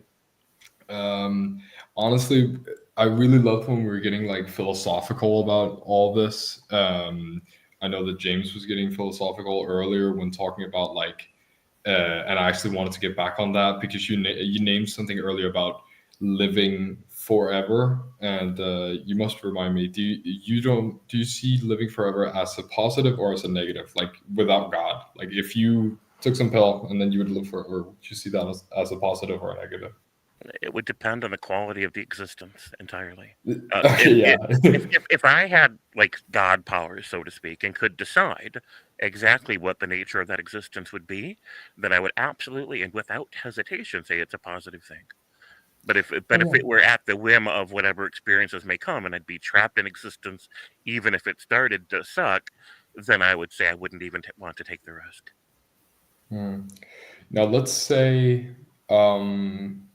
the age you are now, you just keep that like forever. And if you were to just die randomly one day, then it would just happen all spontaneously. Would you think that the quality of life would be good? Would that be something you would be interested in, or is it more like you wouldn't want to live forever? Maybe the thing that because life has an ending, it has a meaning. Is that kind of what you were thinking? I just want to know. Well, I mean, anybody that knows me knows if you ask me an open-ended question, you're going to get a TED Talk, right? So to really give you the real answer, I'm going to end up with the microphone and I'm just going to yap for like 5 minutes. So let me give you the shortest answer I can is those would not be enough assurances for me to feel comfortable locking myself into eternal existence. I would need a lot more assurances than that. And I love the conversation, and I hope I've got a channel if you want to come over later and have that with me, or if you know another channel you can talk at, because I don't want to take over this discussion, but it's no worries. It's a wonderful discussion. I'd love to have it. Hello, Yara. How are you? Hi. Well, hi, Yara. Hi. Hello. What's on your mind today? How was my day? Is that what you said? How was your day, and what's on your mind? Oh, so my day has been really well, super busy. I actually am just taking a break from doing a really huge project that I actually need to I need to continue on it, but I really wanted to join everybody and just simply share what I believe the meaning of life is. If you all don't mind, Oh yeah, go ahead. Yeah. I am somebody who is a suicide survivor. So I questioned the meaning of life for all my life, to be honest. And I have came to the conclusion at 34 years old that the meaning of life is having a purpose. And I know that can be unloaded into many different directions because purpose can mean so many things. And so, what I mean about purpose is having focus, having clarity of where I'm going forward, and then also where I'm going in my future. Do I have security in it? And then also within that security, do I believe in everything that I hold truly to my heart? And if I didn't have that stability in believing my purpose that I have and the truths that have been revealed to me personally within my life, I probably wouldn't be here right now because in 2018, I was going to kill myself, but then I was convinced by Holy Spirit to live. And this was a very personal experience. So you would have to really just go based on my testimony because I don't have evidence of like a recording or anything like that of that conversation. But I was ready to leave. I was ready to be gone and I had no purpose. And I also didn't feel loved, and I knew that that was a lie. And I just had a lot of assumptions that just really weren't true about myself. Like I felt like nobody loved me. I felt like my family had abandoned me. And this was all an illusion in my mind from mental instability. And so I would say also that has to do a lot with what I feel has to do with the meaning of life as well. Instability, not instability, but in space stability. Having mental clarity, having freedom, having liberty to talk to anybody that you want to. And I would say it's all surrounded in love. Well, Amen. I confess it actually very rarely, but we are actually two here because I also made suicide attempts when I was young, and it's just by the grace of God that I'm still alive. So I've gone through depression when I was a teenager, and I didn't have no way out. Nobody understood me. Even I didn't understand myself, and I struggled for months to find a solution, and I didn't. And it was just in these moments of despair that I cried out to God, and I said, "Well, God, if you exist, and I want to know you and heal me." And it was a struggle to get out. It wasn't from one day to the other, but um, God in the end healed me from depression, and I converted myself when I was 18. But there were other struggles in myself, in special self-esteem. And even after I converted when I was 21, I was at that point on self-esteem that I tried to kill myself. And um, if I would have taken the right pills, then I wouldn't be here to give this testimony. And when I woke up after 3 days in bed, I led somebody to Christ. So this was incredible for me. And it was the first person that I led to Christ. And that meant for me, well, I have a meaning. And I am worthy because I can lead people to Christ. And this is worthy. And yeah, I think that we are worthy because of the grace of God, because He loves us. And this is very deep to understand. And I think every atheist should maybe reflect about this, that without God, there is nobody above us to love us. And everything ends when we are in the grave. So we are worthy because God loves us. And this is very deep.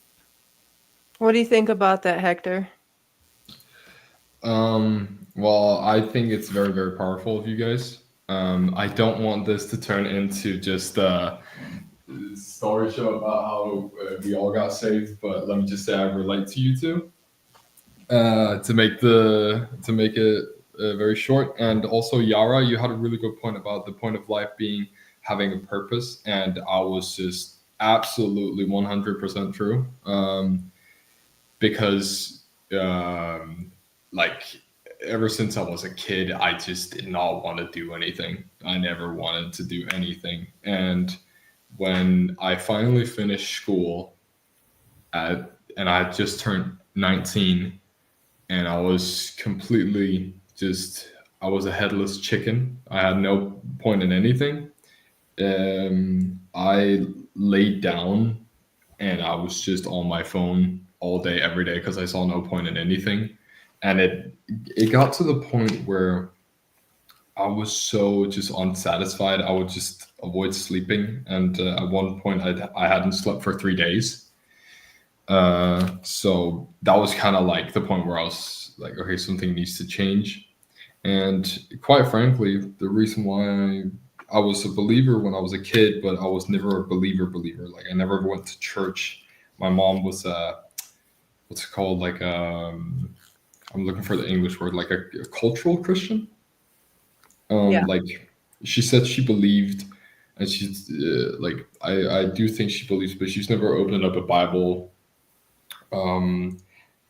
And my dad, he was an atheist, but he was an atheist because his parents were atheists, and I didn't know what to believe. So as a kid, I was a cultural Christian, and then I was kind of like my dad. I was like, oh, I don't believe, but I wasn't really making a point for myself. And that was kind of a blessing because then I needed to look into it myself. And what I found myself is that I got to a point where I didn't have any more strength to keep going, and I needed something more. So I actually went to God non-believing, and I was kind of like, okay, I'm gonna use this like placebo effect, right? And I had this experience where I was trying to convince myself of this falseness so I could save myself. And I had heard that you had to sit down and pray with your hands open to receive blessings.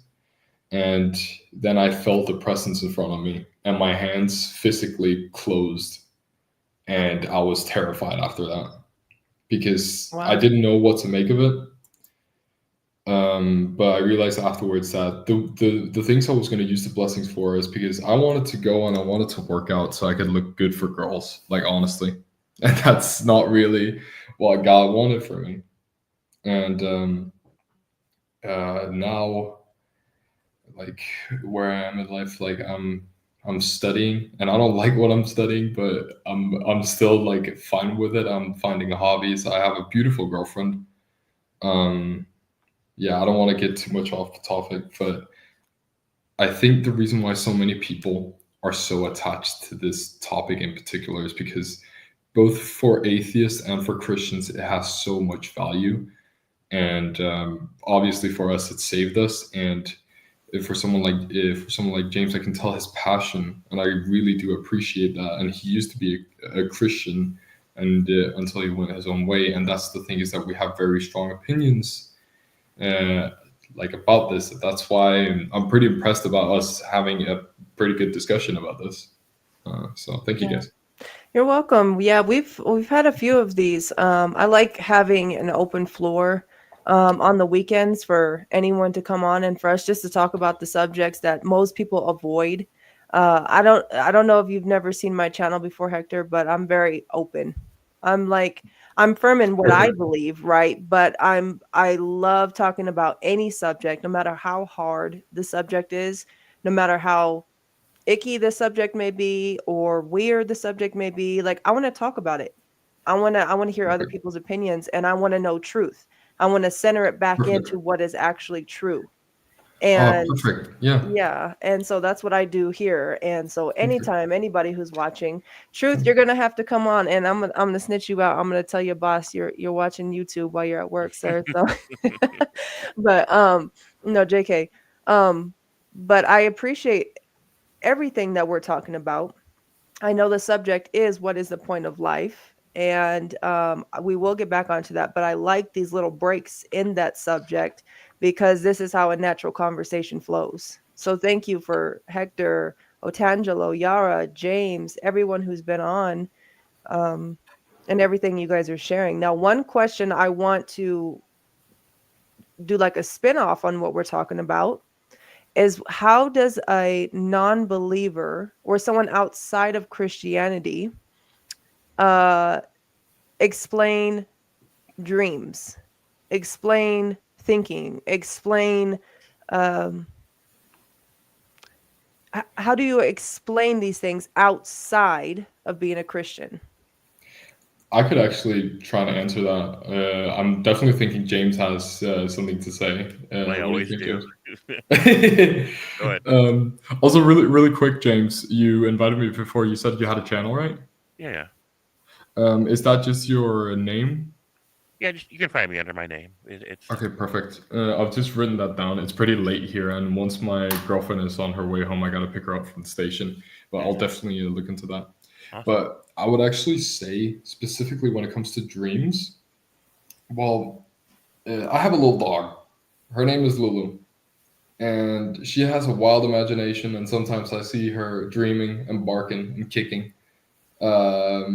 So I was just thinking is because like if dogs also dream, I don't really see that as like, because I know that Christ can come to you through visions in dreams, but I wouldn't say that dreams in particular would be an evidence as to that personally.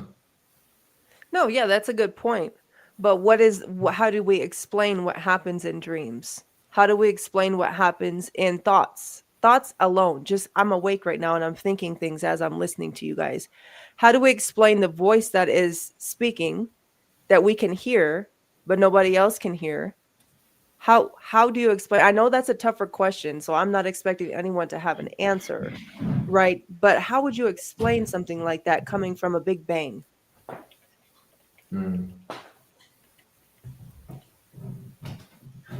It's tough, huh? Well, I didn't want to interrupt. I'm waiting to see who else jumps in. That's usually what I do. I wait. I'm like a surfer at the beach, right? James, I was waiting for you. I'm always waiting for just a right wave to ride. Yara, do you have something?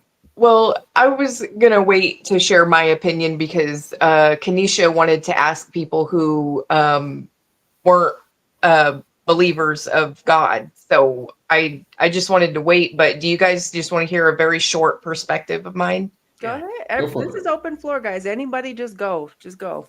Okay, well, this is my belief on dreams. The human body has to rest and sleep, but the spirit never sleeps. So whenever the human body is resting, this is a time that the spirit is still awake. And within my worldview and my belief, I believe this is the time that God does talk to the human spirit, even if the mind of like the human flesh doesn't fully comprehend what is going on at nighttime. Because even science says that people dream at night and they forget, and there's people who say that they never dream and they don't ever remember dreams or anything like that.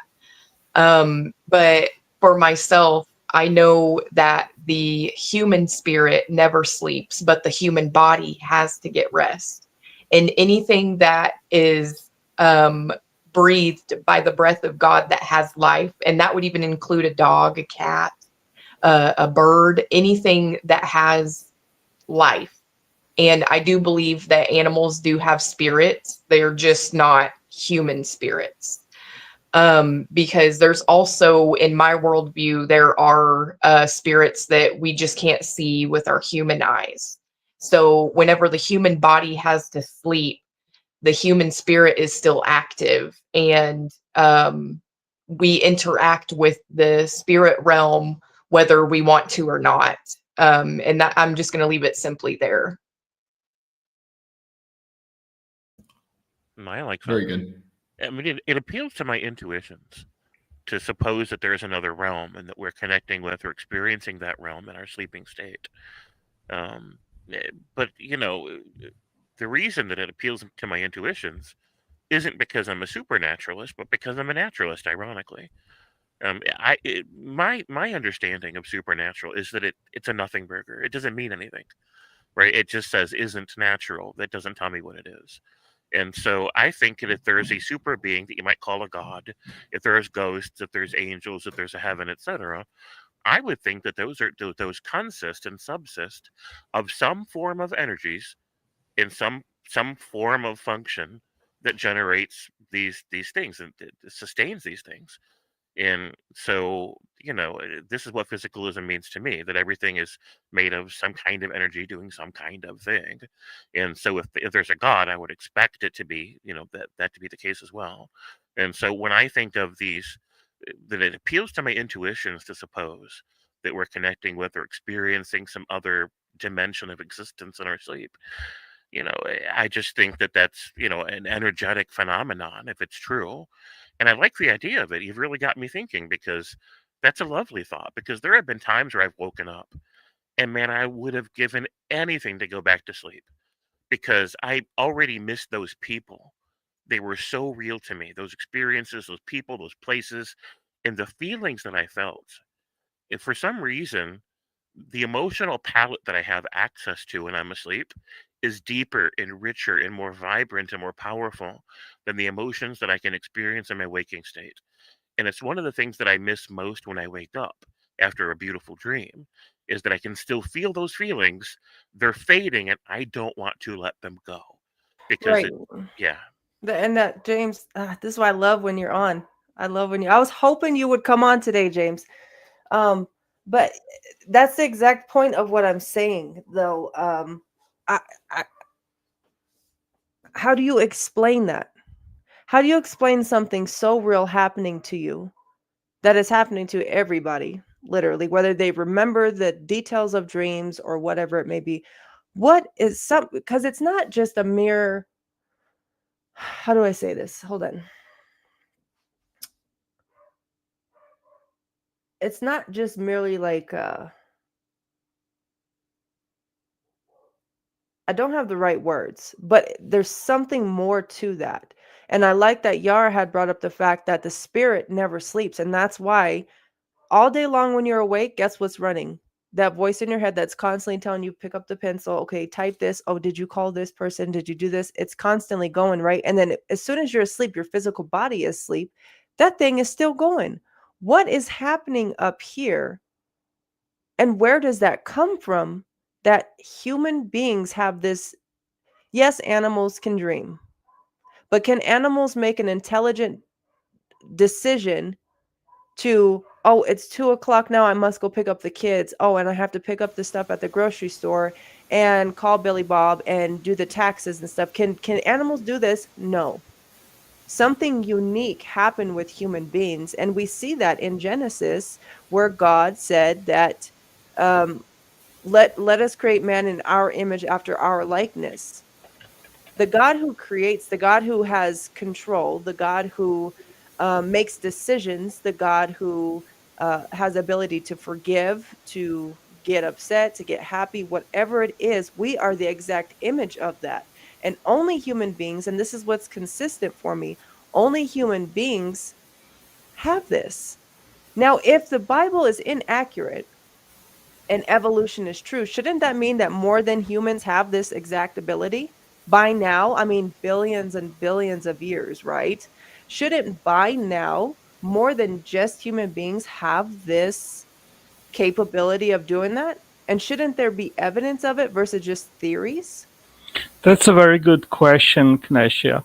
I think that if evolution would be true, then there would be many, um, how can I say, many more intermediate stages between apes and humans, and they are not there. Okay. And secondly, we are the only species which actually can think, which has free will, and which can make decisions. Animals, they have instinct. They operate based on pre-programmed instinct and not free will and free decisions. And if evolution would be true, then we should actually encounter many different species with very similar advanced features as humans have. Why should evolution create someone, a species like us, that can think about art, about the universe, about the microcosmos? That doesn't change or advance anything in regards of our survival. So, I mean, it makes absolutely no sense. I mean, evolution is so wrong on so many points. I've written a book on it, and I know what the real mechanisms are that explain organismal complexity and architecture, and it's not evolution. I agree. I would like to know what's your book title? Well, I have several books published on Amazon. If you look up my name, Otangelo Grasso, you'll see more than a dozen different book titles about astronomy, about physics, about the origin of life. I just published a trilogy about the origin of life with close to 2,000 pages, close to 2,000 problems. I published a book about evolution, one about the impossibility of um, the transition from a universal common ancestor to eukaryotes. I have a book about the historicity of Jesus and one about the Shroud of Turin. I have a second book about the origin of life. Yeah, and I have a poems book about Matthews. Yeah. Yeah, I have other books in other languages too. Wonderful. And where are you watching from? Where by the way, the audience watching too, drop in the chat where you're watching from. What city, state, country? Where are you Yeah. where are you coming from? Yeah, I am Swiss Italian, but I live in the northeast of Brazil. I knew it. I knew that's what you were speaking Portuguese. I knew it. Yeah. Is that Tarco is Portuguese speaking Portuguese? Yeah, he's Brazilian. Oh, He very knows nice. knows me probably from Brazilian YouTube debates. I participate in many debates with atheists. Interesting. I didn't know that. Will you do me a favor? Type in the chat for me your channel name. My channel, I have two channels on YouTube. One is The God Talk, and the second one is Intelligent Design Academy, where I talk more about teleology. Interesting. Well, I'm very grateful that you popped on today. You seem very wise. You seem like you've done your research. You're not just an average Joe coming up, and I love that. And thanks for pointing out the areas where I need to make sure to be more careful when speaking to a broad audience. The words that I use, I appreciate that. What else do you have for the audience? I have one other person that just joined on, Cassie. Yes. Can you hear me? Yes. I'm driving and my signal has been in and out. I've been waiting just for the right time. Anyway, I really appreciate, first of all, I was going to say I really like James's radio voice. But Me too. I really appreciate all of the reasoning and logic in this conversation. And I personally, I'm a child of God. I'm a Christian. I believe in creation. You know, my opinion of the purpose of life is that we were created by God to inhabit this beautiful earth that he gave us, and we were created to take care of it and live on it. I think that when Adam and Eve ate of the fruit of the tree, that he had to adapt his purpose so that creation and human life could once again live peacefully on this earth. And I think we're just in the middle of that process. And as far as like creation is concerned, I look at just the human eye and the ability for the eye to focus so quickly from one place to another. The fact that our bodies can grow human beings within us, that is creation. We are creating that child inside of us. And it takes both the man and the woman to do that. And why would there be male and female if we weren't created to create? Does that make sense? Yeah, because it has a purpose. Like that's absolutely that exactly that. I feel the same way. Everything has a purpose, and without somebody making it purposeful with a purpose, how do you explain that? You know what I mean? It's like, yeah. I don't know. And I was gonna piggyback off of I don't remember his name, but I was thinking, you know, if we believe in evolution and we believe that man evolved from apes, why would there still not be intermediaries walking the earth, you know, half ape, half man? You know, why is that no longer? And I don't think we can say that it's natural selection, because there are still apes and there are still men. So that's why I don't believe in evolution. Plus the fact that, you know, I've had dreams where there's no explanation as to why. Biblical dreams, I'll be given a scripture in my dream, and the next day I'm like, what was that? And I look it up, and he's telling me something. So that's where I stand on it. That's awesome, Casey. What do you think about that, James?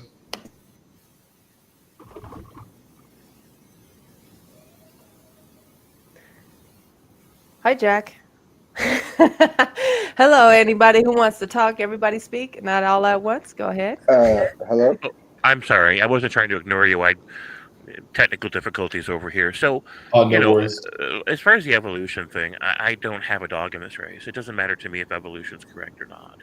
I just accept it as true because it's not my wheelhouse. I lack, even when it comes to Otangelo, like he knows a lot more than I do about it. I couldn't read his book. If I tried to read Otangelo's book, I'd have no idea what it was about because I just don't have that vocabulary and the base knowledge I would need to be able to understand it. And it's just not an interest of mine, so I've never dove into it. I just don't care. One thing I thought about for you, James, you seem more like it's your decision. You just don't care either way. Like you're not really on this side or on that side. You're just kind of like flowing with the wind. You know, I noticed this is just my observation. So correct me if I'm wrong, but you know, you're kind of like either way. It doesn't really matter. About which thing? About anything. Oh, some things matter to me. Evolution doesn't. You know, the human experience matters to me. Understanding what kinds of experiences other people have and what those mean to them, how those operate in their life, and what seems to be generating those experiences or what seems to be the result of those experiences. I care about the human experience and human connection and human flourishing and human well-being. These things matter to me. The reason I'd never really dove deep into evolutionary theory is because it's not going to affect my journey, whether or not I think I have a common ancestor with apes or whatever. It's not going to affect anything that I do. And so it's just dry, boring stuff to me. Evolution is. But this other stuff is not, right? This meaning of life stuff. I'm all for it. I've been studying different ideas about the nature of the universe in that context, that the metaphysical reality, and I've been looking into Taoism, Taoism, and Taoism, yeah. and panpsychism, which is more of a scientific hypothesis about what it is, what accounts for the generation of consciousness or sentience. But it's not a theory because we can't really test it. It's just an idea to play with, really. And ancient Stoicism, they had their ideas about God. God was an intrinsic, imbued property of the universe. The universe was an expression of God, to where its self-ordering nature generates intelligence as a natural property, as an extension of the super intelligence that they would call God, and that virtue manifests from that plane of existence, from that which they call God. And so this is how we have this, our sense of morality, or our moral compass, and our sensibilities, and why you notice that the more intelligent people have more nuanced discussions and considerations about moral issues, because they're operating at that higher ordered level. And so, they believed that the universe, is born, it expands, it self orders. Intelligence and virtue are a property of the universe as an expression of God, and that eventually the universe starts all over again, and that it happens in this endless cycle, to where there's no real, it's just a big circle, and so there's no beginning and no end. So Go ahead. So I have a question for you. Sure. When are you going to make up your mind about which one is right? Oh, I don't know that I ever will. Like I said before, I'm more about the journey than I am a destination, and I'm comfortable with not knowing. There are a lot of people who feel very discomforted at not knowing anything that they care about, and I'm comfortable with not knowing, but I'm also comfortable with knowing. I have no problem with that. If there's some wonderful revelation waiting for me on a personal level, whether it be through a dream or some other life experience, I'm open to it wherever that leads. And if it leads to a sense of certainty about some kind of an issue that matters, I'm fine with that too. I'm not against knowing, right? But I just don't lose any sleep over it either. But you know what journey always does take you to an actual destination in the end, right? So you got to be very careful about which journey you're choosing to carry on to, because eventually the whole purpose of it is to get to the destination. And so it's one of those things where I would just encourage you. I can't control you, obviously. I never will try to. Sure. But I encourage you to really start taking more serious, like, make up your mind. There's something that Jesus says. He says, I wish you were either hot or cold, but you're lukewarm. Right. And because you're lukewarm, I spit you out of my mouth. Like, I would have rather you said, God, I reject you, or God, I accept you, than for one foot in and one foot out, because you can't serve two masters. You've got to make up your mind. And one last thing, and then I want to, because there's quite a bit of people who want to speak. So anyone who's been on already for a while, I'm going to drop you guys off after this and let the others speak. But one thing is just to keep in mind, James, that only one thing is actually true. Well, many no things matter are what true, way right? you spin one thing's only true. Oh, you mean about God specifically? About anything. Like, sure. I gave the example earlier about the whole car accident thing. Yeah, everybody can say this happened or that happened or that happened, but only one thing actually happened. And this is what Christianity does, is it rears us into what actually happened. And I just encourage you to take it a little bit more serious than what you do take it, James. And try not to put your feet in too many puddles, because eventually you're going to fall all the way into one of them and you're going to wish you never did. That's all right. I know how to swim. But I appreciate the thought behind what you're saying. I do. I have a lot to say about all of the things you just said. However, I recognize that this is sort of a segue. We're going to bring in some more people, and then I'll just leave it at there for now. But anytime you want to have that very specific conversation, I will make myself available for it. Love it. And thank you so much for coming on again. I'm going to give the stage to these newer people trying to pop on here. All right. Talk to you soon. Bye, brother. All right. And then let's see who else popped on. Jack. Otangelo, I'm going to drop you down for just a little bit, and I'm going to give the stage to Yara, Jack, Cassie, and Hector. You can have a little bit more time too, because you didn't really get a lot of time to speak, sir. And don't feel like you guys can't come back on. You can come back on, but I want to give everybody some equal time to talk, okay? Perfectly fine, yeah. Okay. All right. So, Jack, you're up next. Hey, so I was dropped I had some technical difficulties, but I'm back on now. As far as the truth is concerned, I was listening to a little bit what you said about like only one thing is true, and so that led me to ask, well, how can you know what truth is, right?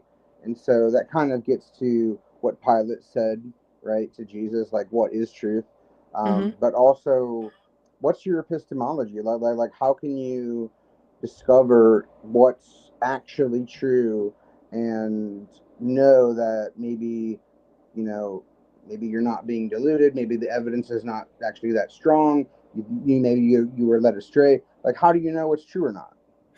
That's a very good question. I'd be happy to answer that. So for me personally, how I came to the conclusion that out of all the religions, atheism included in a belief system, right?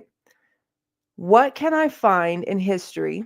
What can I look up to see in history as actual fact? So there's a lot of religions that there's no proof for it. It kind of just popped in for a little bit, was around for a little bit. Some people celebrate it, some people don't.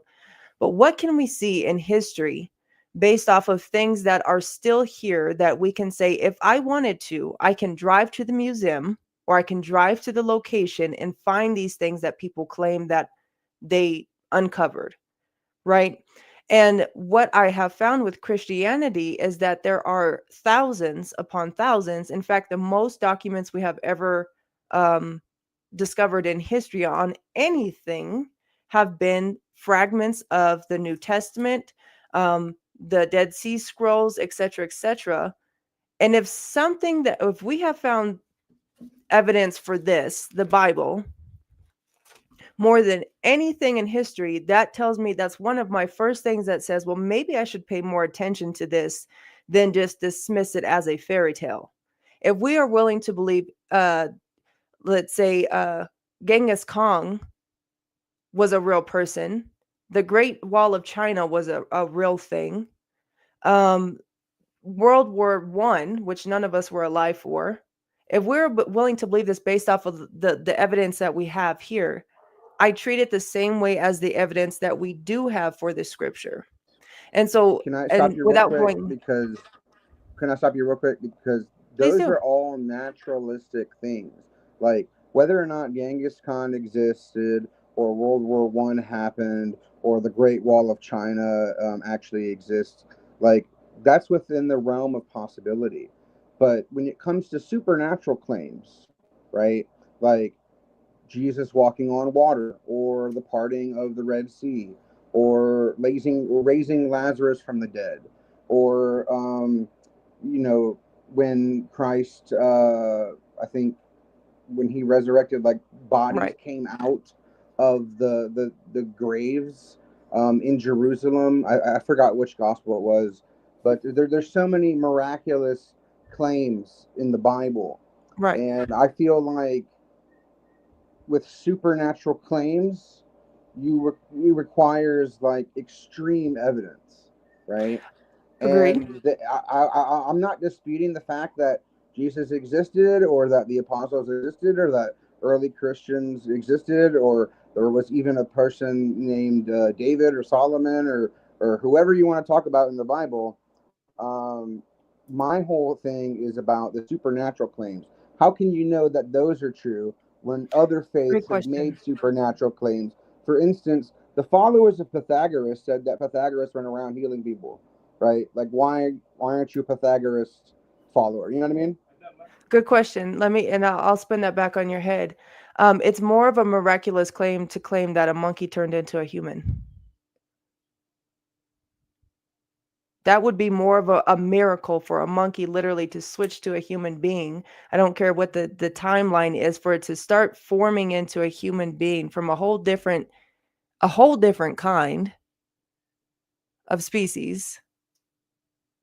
That equally, you got to have that's a huge claim.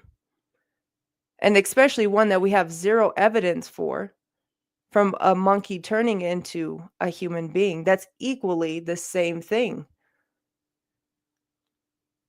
But what my struggle is how is it that you can believe that? How is it? And this goes with this, and I'll just bring this up. A majority of, not all, but a majority of atheists and scientists I have spoken to or listened to believe in aliens. Believe in life, intelligent life from a past life coming down and sharing this information. And so much so Discovery Channel makes these crazy documentaries on. That also is a miraculous thing that a lot of atheists, again, not all atheists, but a lot of atheists hold to be truth. And so when we're basing on which one is able to accept, where is the balance for what is actually acceptable?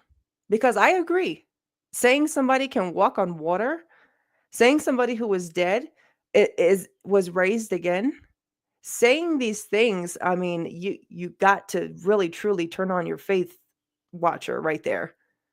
But I can equally say that about evolution and aliens.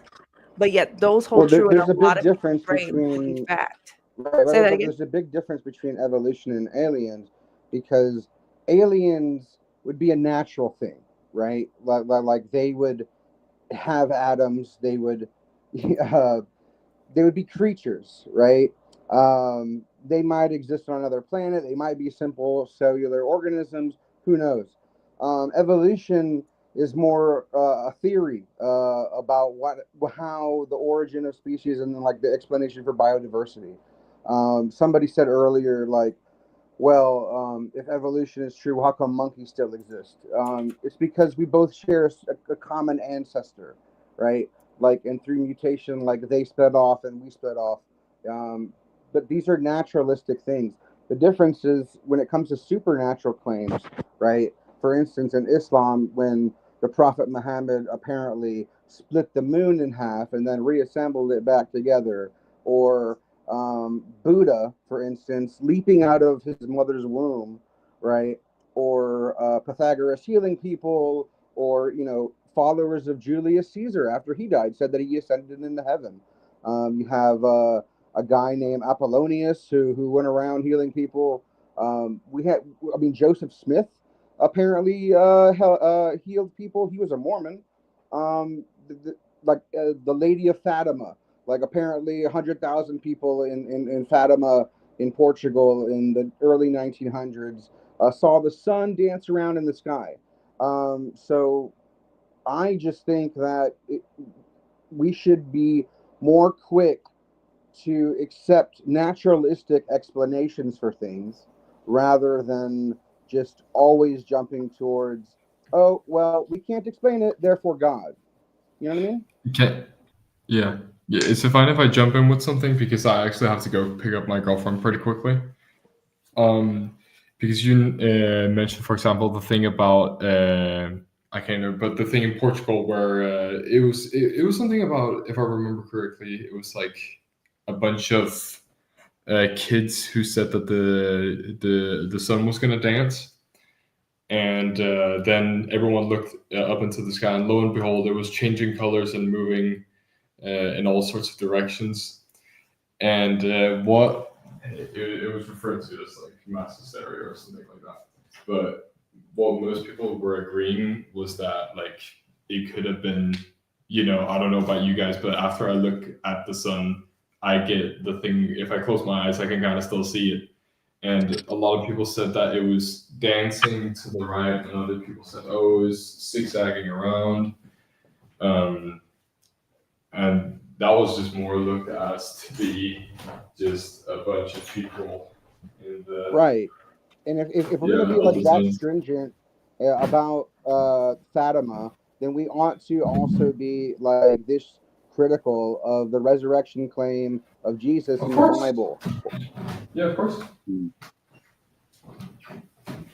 Absolutely.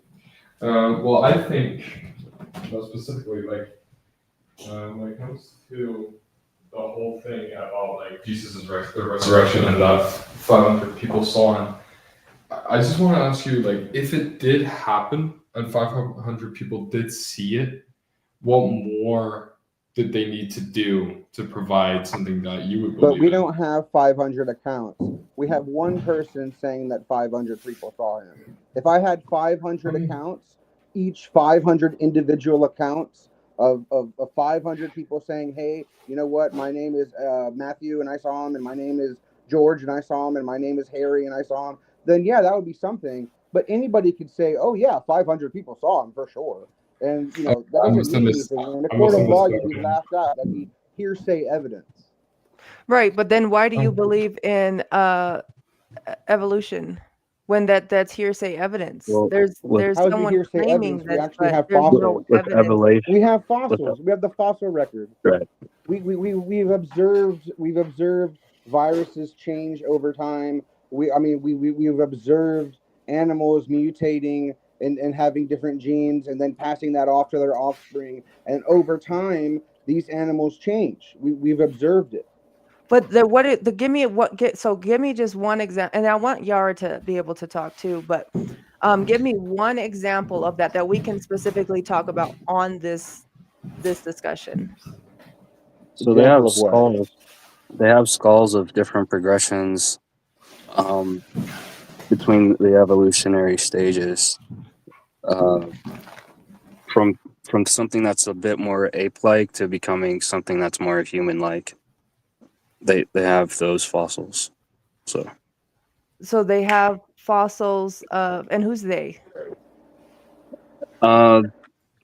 Scientists. I'm not sure where they keep these things at exactly, but it's been documented. Like they've been able to dig up these sorts of things before. So like a craniostenosis? You just hit me with the word I'm not even familiar with. I was born with craniostenosis, and if you look up craniostenosis, that's where I had to have my entire skull split open, skin peeled off, and they had to drill holes into my head because of craniostenosis. The same claim that the evolution people claim, that because of the skulls were different forms, right, that this was a different type of human being, that would automatically qualify me as a different type of human being, because I was born with the very thing that the science proved that. Except they wouldn't, because you said that you share the same DNA as every other Homo sapien, right? And so the thing is that we could actually determine whether or not like the DNA is different. And if the DNA is different and you cannot interbreed, then yeah, you're different species, right? Now a lot of the early human relatives of ours have died out, right? We've killed them or they've died out on their own. So we can't actually show like, oh, well, we can't breed with them anymore. But we've observed it in birds. We've observed it with other smaller animals that reproduce really, really quickly. And if you separate them enough and account for enough diversity amongst the offspring, they will at some point no longer be able to breed with the members of the original population. And that's the creation of a new species. There's more pieces of evidence or documentation that support that model than would support what Genesis says about that process. I have a question here, if it's all right. I'm sorry for Yara. She's been waiting forever. Do you want to chime in here? I wanted to ask Jack a question. It had something to do with his conversation he was saying earlier. Oh, perfect. You can just go for it. Okay, go ahead. So, Jack, you were mentioning about the supernatural in the Bible, and then also reflecting on historical documents that we have and how there's a difference between historical, natural, and supernatural accounts. I wanted to ask you, like, would the Big Bang Theory of how that all came to be, wouldn't that in itself be considered supernatural on how the explosion happened? And then So, no, also not at all. Not at all. hold on how we believe that God spoke and then things came into an existence. I was just wondering, like, why would that not, like, why would both of those situations not be considered supernatural? Because the God of the Bible is described as pure spirit, right? And spirit. Jack, it's kind of hard to hear you. It Oh, sounds like okay. you're muffled. Can you hear me better now, or? I've got a bit Yeah, to add to that too. All right. After you, Jack. The God of the Bible is described as pure spirit, which would not be made of atoms. You would not be able to like split it in half. Like, how could you have half a God? You know what I mean, kind of thing. You wouldn't be able to like put God in a box that there would be something else that, like, a place where God couldn't be. God is just described as just being the great is, right? The great I am. He's a complete just being, like the verb to be, right? That is like incompatible with everything that we know about nature. Like, it would be supernatural. We couldn't observe it. We have no scientific tools to observe such a being, right? So science could never observe God because it's the wrong tool. Like, the only way that you can get to God is really, like, if you want to make a philosophical argument or if you want to have faith.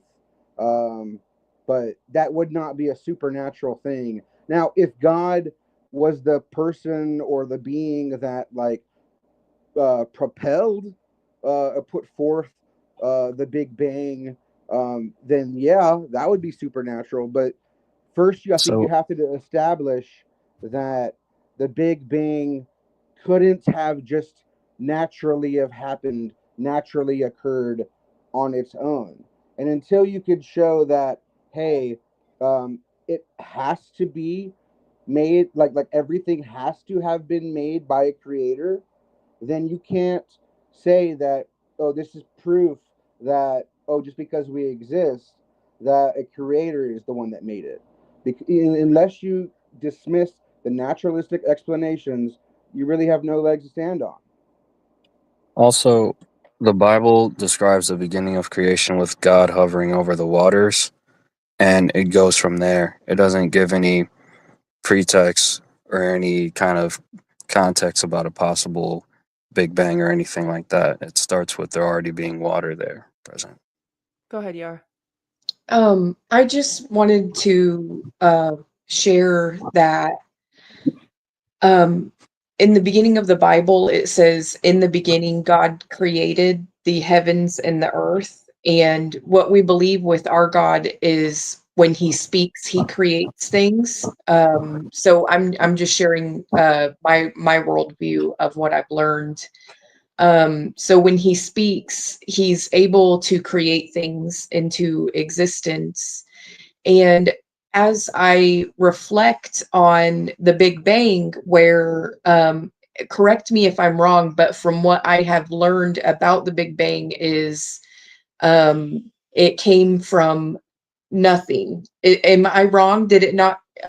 Like, I just want to know, like, did it? I mean, it could did have. the Big Bang come from something?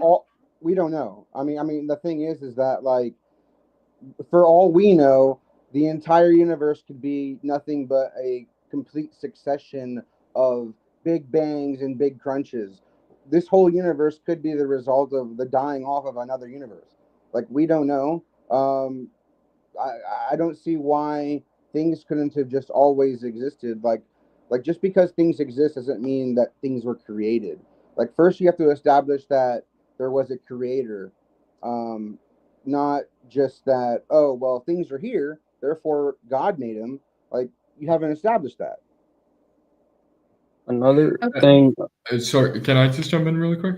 I have to leave, but thank you guys so much for the conversation. Just have a good rest of your day, okay, guys? Thank you. Don't forget to subscribe so you can come on next time. Oh, I already did. All right, right. see you guys. Bye. So I'm going to have to go soon as well because I have a young child and I'm going to have to feed him soon. But thank you so much, Jack, for answering my question. I was just wanting to understand a little bit more. But I was reflecting on with both accounts, with the Big Bang Theory, and then also believing that God spoke and everything existed through what he spoke.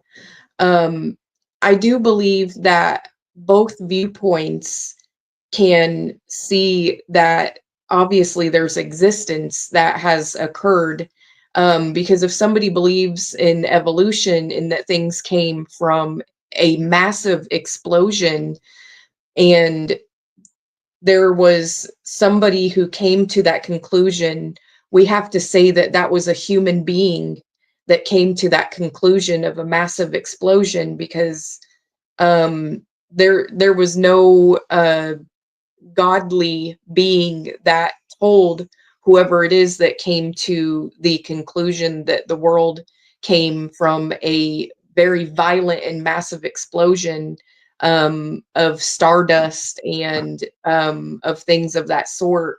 And then on the other side, you have believers of God that what we have received is actually, we believe it is from a spirit being. So, like, and this is just me reflecting on both sides. So, I mean, would it be true to sit here and say that people who believe in evolution are believing a man, and then people who are believing from believing God, we could say that we're believing from a spirit? So, would that mean that people who believe in evolution don't believe in spirits? I mean, I don't believe in spirits, and I hate to break it to you, but the Bible was written by men. So either way, you're believing in things that were written by human beings. Yes, and prior to Genesis being written, they have something called the Epic of Gilgamesh, and they also have the Enuma Elish, and those date hundreds to about 1,000 years prior to when Genesis was written. And they also have similar flood accounts and similar creation accounts in certain ways as well. So how would you kind of ration with having that information and comparing it to what you get from Genesis, knowing that it came later? Well, there's hundreds. Actually, I think that's one of the reasons why I can say it validates that there was a flood, because there's hundreds of counts all across the entire world from all kinds of different cultures talking about this massive flood that flooded the whole earth. And I think that's one of the reasons why I'm like, something happened. How much Something like that happened. I mean, how I much of wasn't there, so but there's not enough water to flood the entire earth. Like, even if it rained like every day for years, it would still, there's not enough water molecules present to actually flood the entirety of the earth. So do you believe in global warming? Yes, I believe in global warming. How long has global warming been happening? How long has global warming been happening? I mean, that's a weird. Okay. So like, this is the idea that because of, are you referring to climate change? Climate change happens all the time, but what do you mean by? No, I'm specifically how long asking you global one warming and one only question. How long has global warming been happening? Okay.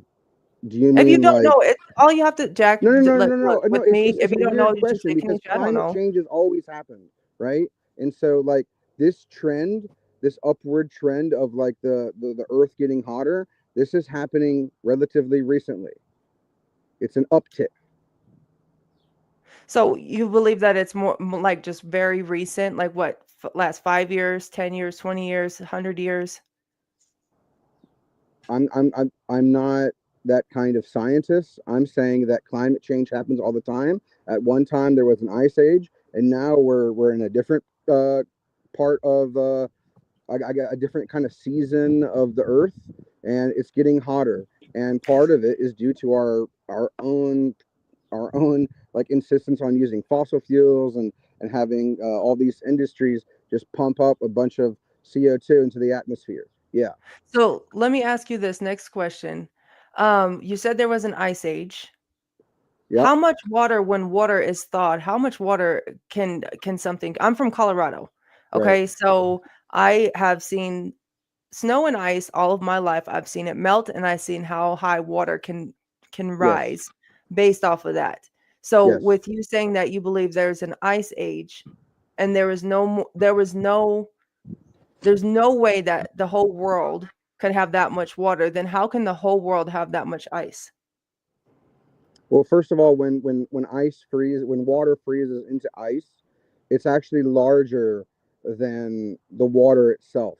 Because Right, when water freezes, it actually takes in oxygen, takes in some air, and it expands. right. So that's not really an accurate. No, just follow. I'm asking you No, specific yeah, I am questions. following you. I'm just saying, like, the Earth is like what, 30% land, something like that, and then we have to also take into consideration, like, this land is not flat.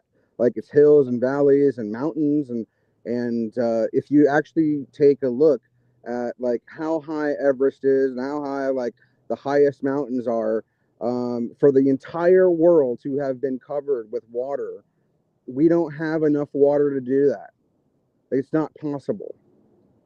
Another thing, the people who were writing that hadn't gone to the entire world yet, so they wouldn't have known if the entire world was covered. How do you know that? Well, I mean, at that point, we know that Hold on. America I want to wasn't hear Truth. discovered. Hold on, because Truth was talking for a second. How do you know that, Truth?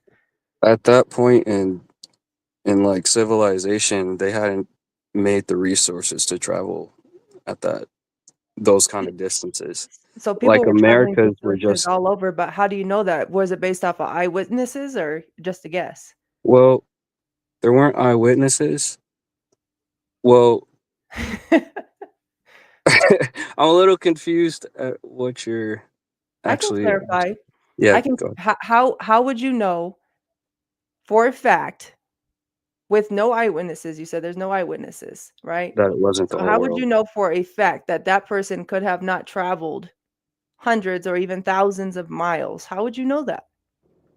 Well, we could look at history and see when the first boats started to be built and things like that. And in order to see the other side of the world, they would have had to travel by boat. Which was the common way to travel. Not at the time when the Noah story was like. So nobody had. Everybody was really retarded. No, they weren't retarded. They No, wasn't it's at just that. it takes a long distance to traverse the Atlantic Ocean to Of come to course, North I'm Yeah, gonna America. say the it takes level of a boat long wasn't time. invented yet. They had Right. a different level of boat at that time. Agreed. Than the I would common boat. absolutely agree. However, what my thing is, see, we with non-believers, what happens is they say you have no eyewitnesses and no. Go ahead, Yara. I'm gonna have to go. My son woke up, so it was a pleasure talking with everybody here, and that we were able to just have common ground amongst just different people. So Yeah, thank you, Yara, for coming on, Have ma'am. a good one. yeah, thank you so Take much. care. Bye. Thank you.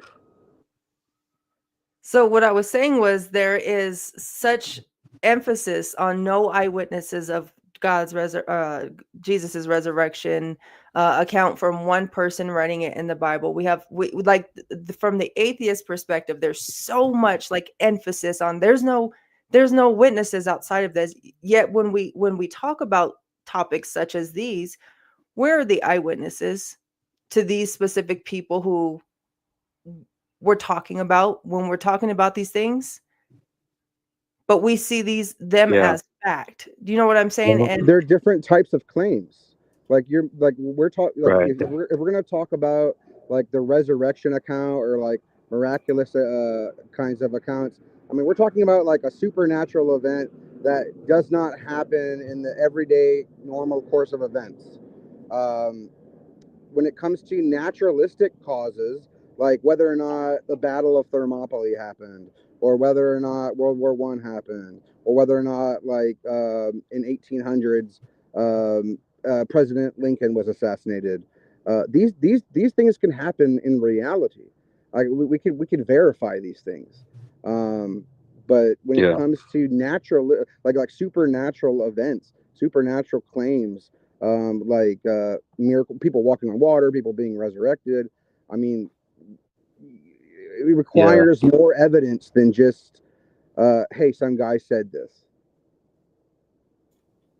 I think all the claims that, whether you're a believer or an atheist, all the claims prior to what we know right now, like you and I talking, I can validate that I'm talking to somebody. I have proof I'm talking to somebody and not somebody else, right? Or to a wall. You're responding. I can prove that. I think all claims prior to our existence right now, specifically, I'm saying you and I right now, we have to take it by some faith. Because we weren't there. We have to rely on what other people on the have evidence claimed. and the strength of the evidence. So you could probably assume that there were a flood back then, but to say that you could say there was probably some local floods going on or something of that magnitude. But to say that it's a global flood that destroyed everything, yet you still have evidence of society going on around the same time that was happening, that kind of makes the point shaky. So what I'm saying though is, no matter what side you're on, no matter what side, whether you're a believer or an atheist, because of the fact that you and I were never there for any of this, we are not even there for the last, I'm in my 30s. I don't know how old y'all are. I'm 34.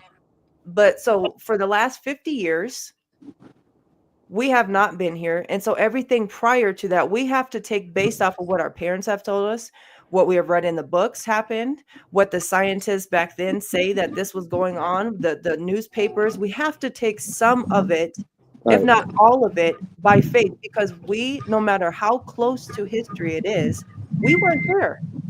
But we So could we have to also make a take a look. decision. We could also take a look at the evidence. Hold on 1 second. We have to make a decision on what is true, whether we're going to believe the evidence that was brought to us or not, because we have that choice to accept it or reject it. Right. And But so, sometimes, go ahead. No, go ahead. I'm done. I was just going to say, with certain things, you have more sources of evidence supporting the same claim than others. And with this particular supernatural claim, you only have one source, really, that's making the claim and asserting it as evidence. You don't have a lot of other sources coming up from different places all over the world substantiating what you're saying when it comes to something like the resurrection. So what for you personally, truth for you, what's your name? My name is Josh. Okay, I was Josh. gonna say like, no, my name is Truth. No, it's Josh. That's okay. Everybody calls me Teach. So Josh. Yes. What would be you personally, what would be the thing that would make you accept that God is real? Okay. The God of the Bible. I'm not talking about other gods. Forget about those other gods. I'm talking about the God of the Bible. The God of the Bible. Like whether you like him or not. I'm not asking if you like him. What would make you accept the fact that he is actually there? I would need to see him. I would need to see him in person. Okay. So would it be safe to assume that the reason why you have rejected that he exists is because you have not seen him with your eyes? And that's the only reason, really? Like, no, I wouldn't say so. Huh? I wouldn't say so. I wouldn't say so because I've been a Christian already the majority of my life. I'm 30. I just became a non-Christian in January. And it wasn't so much that I couldn't see him, that there was doubt.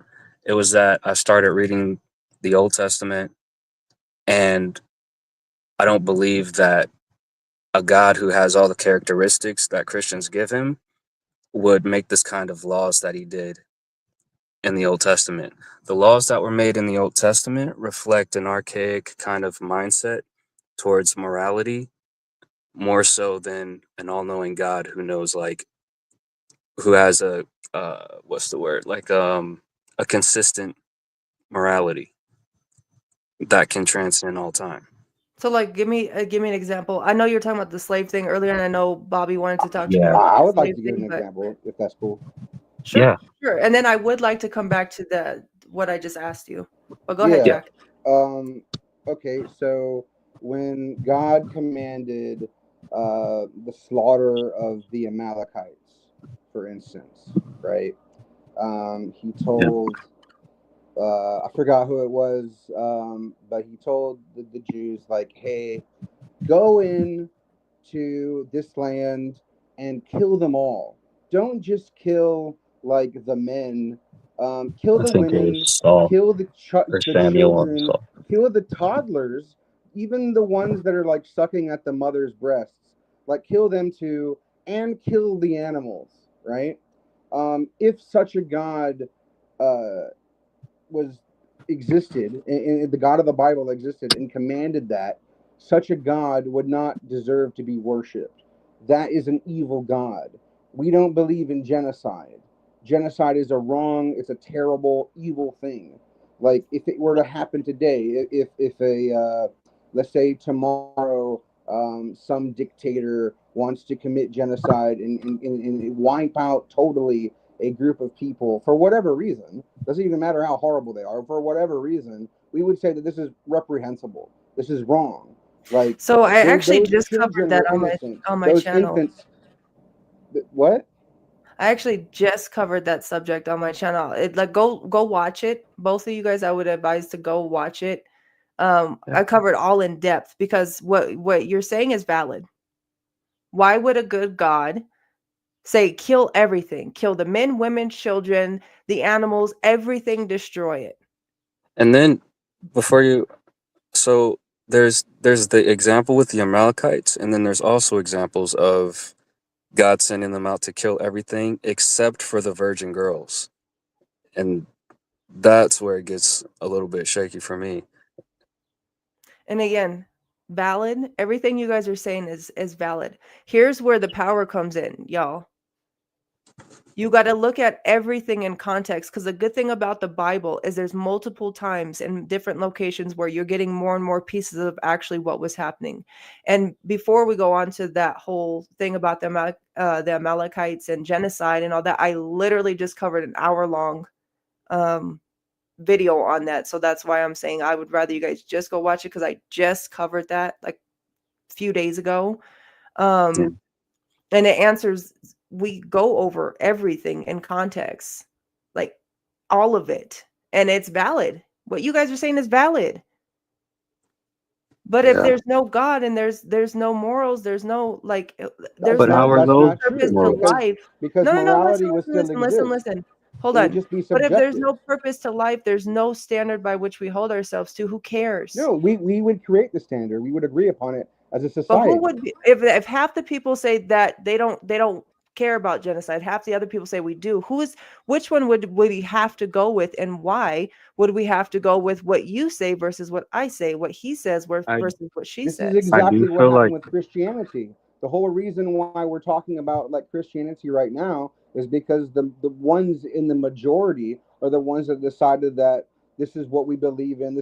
We believe in the Trinity. Right. We believe That's in what this and we happened with believe the in that. Roman Like the Empire with Arians, for instance, Christianity. they were heretics, and so Arianism is no longer a thing. And you could just look up like how many heresies have existed since like 2,000 years.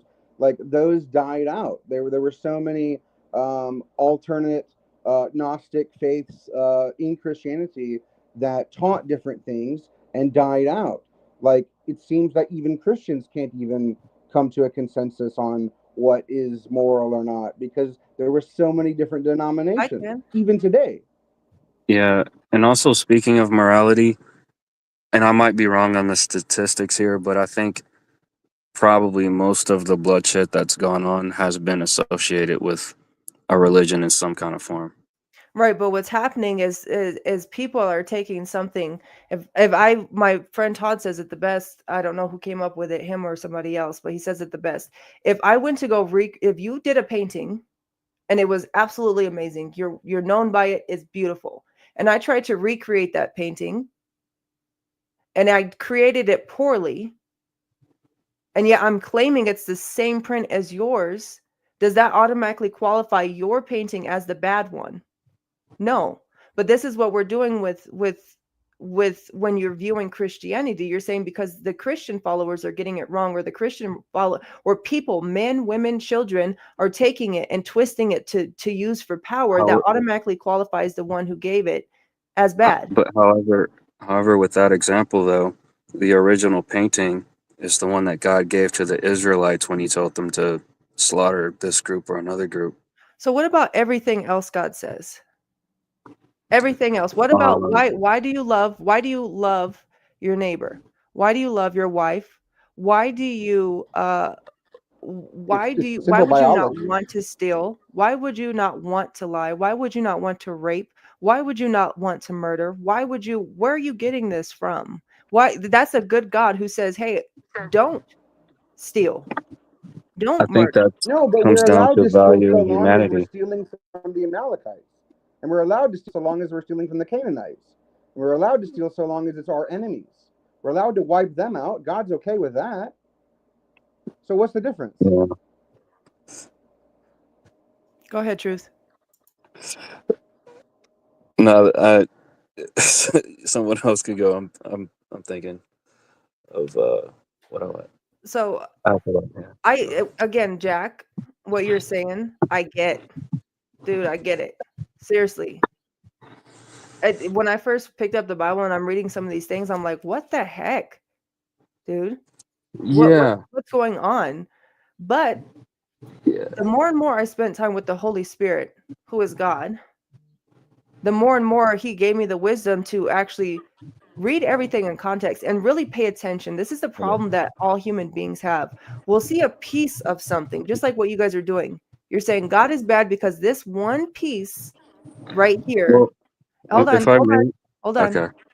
There's one piece right here is naughty, is terrible, and therefore all the rest that went, I'm just going to throw out and ignore. What if I did that with your life?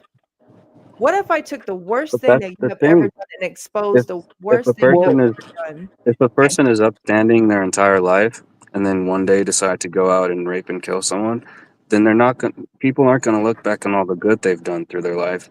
They're going to focus on the one heinous, terrible thing that they've done.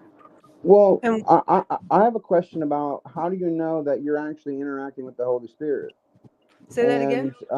How do you? Okay, so you said that you spent time with the Holy Spirit, that is God, and that's what has informed you. The thing is that when I interact with Muslims or I interact with the people of other faiths, I have a friend who he believes in like voodoo, right? I think it's weird, but he's convinced of these like voodoo rituals and stuff, and he thinks he's communicating with these things. Now Christians would say, well, this guy, he probably is just speaking to demons or whatever, or maybe Muslims are just they're mistaken. They're not actually talking to God. They're actually communicating with the demon or the devil. So how do you know that you actually aren't? That's a really good question. So the reason why I know who I'm speaking to is because the things that are being spoken of match God's word. So let me explain that. The things that are being spoken of to me match God's word, telling me I will never leave you or forsake you. Telling me comforting words such as, do you believe that I am? That I died for your sins, that what I did for you was enough. Do you trust me? Etc., etc. I'm not going to give you all Bible verses that are being said, but it matches to what the living God says he would say. How And are you how I know able? when it's a demonic spirit is that's the one that tells me, kill yourself, Kanisha. Take it, Kanisha. Okay. So How? let me ask Okay. this real quick. Can God command you to do anything, and would that be moral if God commanded it? God command you. What do you mean by anything? So Be specific. if God commanded you, like if you had like complete surety that God commanded you to, let's just say, blow up a abortion clinic, right? And God came down, you were completely convinced of it, like 100% commanded you to blow up an abortion clinic. Would you? And would it be moral for you to do so? So that's the difference. I know I would have to validate if that was really him, but by his word. How would that Would be? you? How would that be? How would that be with the commands that he has already said? Because the God of the Bible says, I'm the same yesterday, today, and forever. Well, I mean, And the God God of the commanded Bible says, Abraham to kill Isaac. And he right, but he didn't also. kill Isaac. This is what I'm saying. You got to take everything in context of what happened. I would He have. did it, I and he would have was not going to let used him. an example. Huh? I would have used an example where God did. So there's the Abraham and Isaac example, but there's also an example where I'm gonna get the details a little muddy, but basically Moses and Aaron and some others were all gathered together, and he told them to go gather up your swords and go up and down the ranks and essentially kill your brothers, your fathers, your sons, and things like that. And then God was pleased with them after that had happened. I don't remember what the verse is, but I'll pull it up later. So that's an example when God did tell them to do something, and it was their family who they were killing. So what about that situation? So I would like you to read everything. Because there it is pretty murky what you just said. I would like you to read Yeah, everything in I gotta, context, and I want you to I come gotta, back to me and let's talk about that later. yeah, because that's a dang. I wish I had that. Yeah, because that was I So don't pretty. this is know the if I thing. like drop the screen down. Will it kick me out? I Because I like to read that. I don't know because I'm always doing it on the computer, but I'm almost off. My daughter's going to be here any moment, Okay. so I'm not going on too much longer anyway. But I am going live again tomorrow. I do this all the time. If you're not subscribed, you guys all subscribe so we can come back and continue stuff like this. But for the Amalekite thing, I just did a video on that. Jack, I'd be curious after you watched it what you thought about that. If you have time, don't feel like you have to. Obviously, you don't have to. But I give Well, I it mean, it context. is an hour long. I was just hoping that you could just kind of sum it up real quick now. I mean, Yeah, they yeah. very quickly, but are you going to listen to it in context? Or are you going to, Yeah, because I mean, I've been trying I'm to here. give examples and I keep getting cut off. No, I'm listening in context. Okay, so back in Genesis, in Exodus, forgive me, when they were coming out of Egypt, the Hebrew slaves, okay, these are slaves we're talking about now, were coming out of Egypt. They were just set free. They're tired and weary. They just went through hell, literally. And it says that the Amalekites came up from behind them and slaughtered them. You talk about genocide, a genocide just happened. They killed all the weak. They killed all of the women, men, children, wiped them out. And so what God said was that he was going to basically take vengeance for the lives, the innocent lives that were taken. But what had happened was God gave them 400 years to repent. If they would have repented, because you got to understand the Amalekites, you guys are seeing Amalekites as these wonderful people. But when you read everything in context, the whole thing, you actually find out consistently the Amalekites came and attacked the Hebrews. Just like what we see today, that there was a consistent attacking, and you can verify that throughout scripture. Again, if you would read the whole thing and verse and stop picking out one verse, you will see that this was consistent. And God gave them over 400 years to repent, to stop this wickedness, to stop doing that. But because they would not stop, they were ruthless to the Hebrews. God says, wipe them out. Everything, wipe them out. And again, there's so much more in that video that I don't have time to go over all of that I already just went over in that video. But there's so much more than that when it comes to why the kids, why the women, why the animals, why all these things. Amalekites actually transfers to blood lickers. So you can imagine some of these things that were happening, what they were doing with the animals. We know about child sacrifice was very high back then. Not just reading it in scripture, but we know historically that child sacrifice and these weird rituals were dominant back then. And this has a lot to do why God's finally said, after 400 years of waiting, like, I'm giving you time to quit your stuff, knock it off.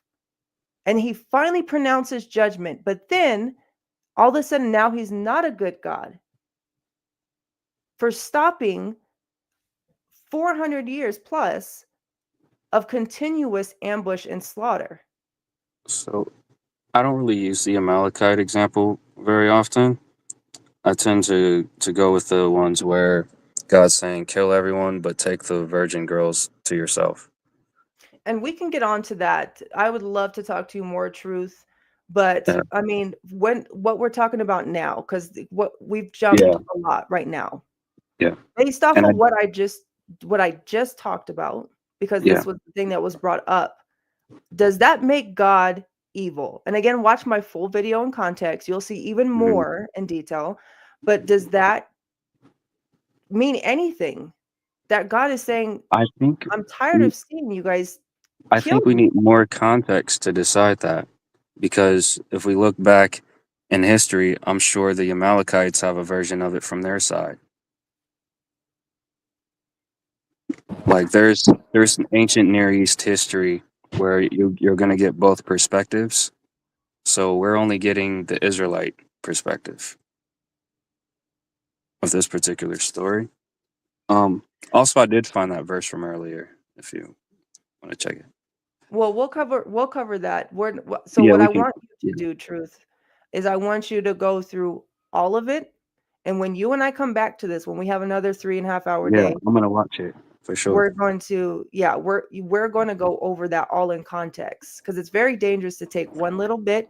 If I took something secretive I know of yours and I aired it out to everybody, how would you feel? Yeah. Right. Well, based on the information we have already, would I say that God is a bad God based off of that? I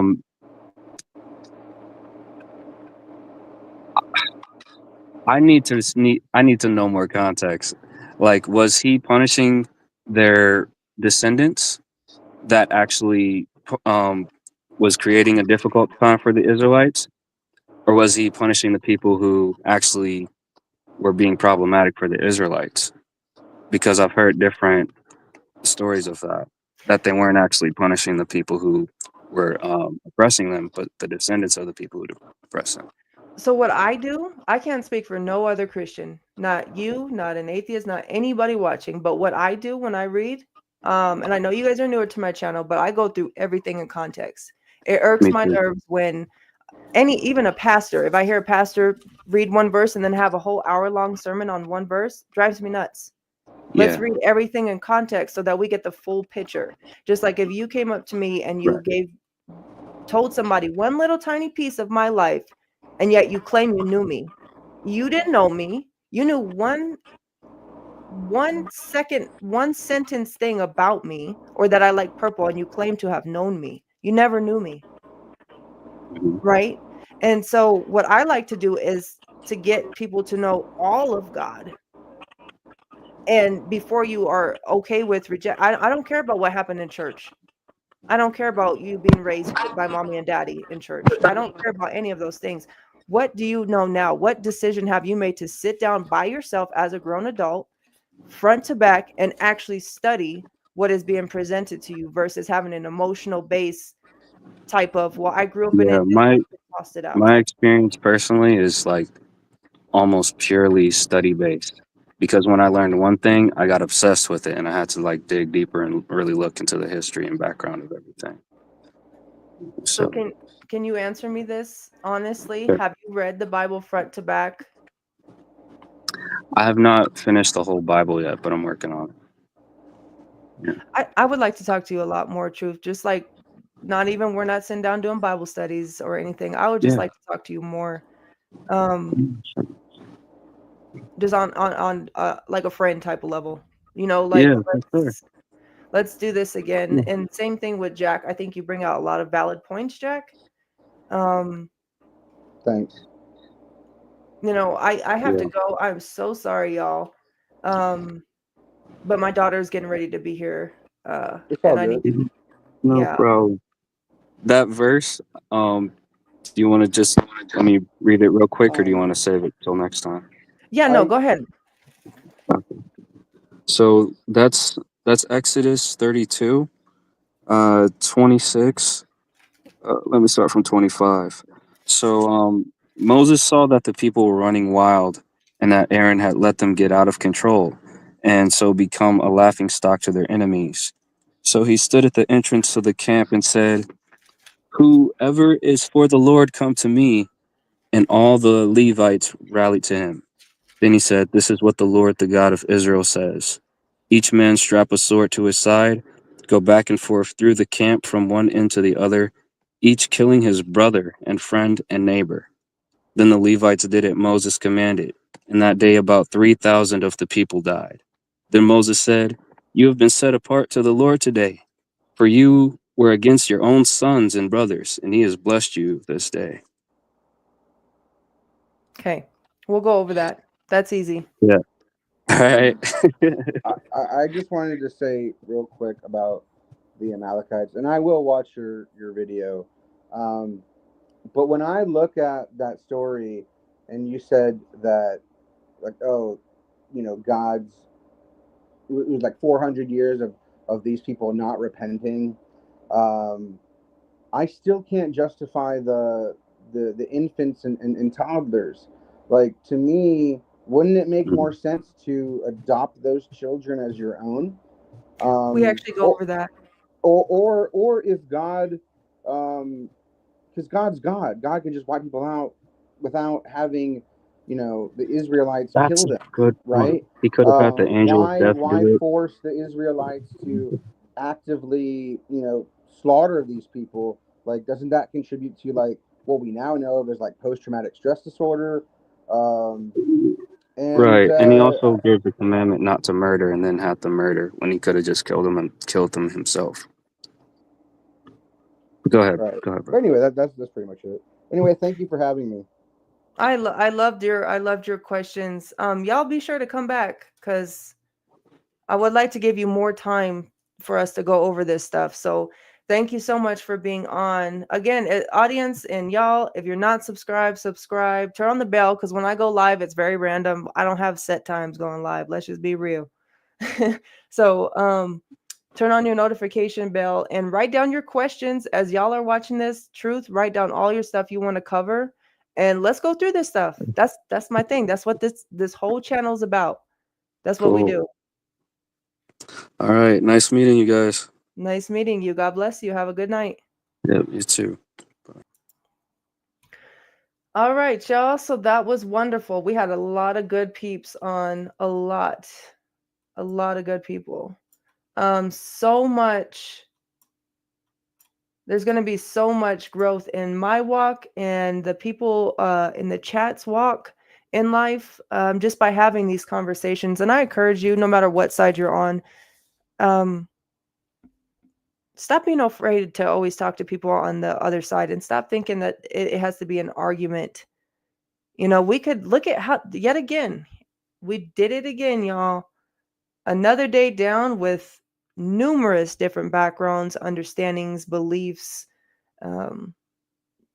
levels of knowledge, and we were able to have a wonderful conversation. Even if it got tough, none of us were afraid to continue the conversation, and it was all done in love. It was all done in respect.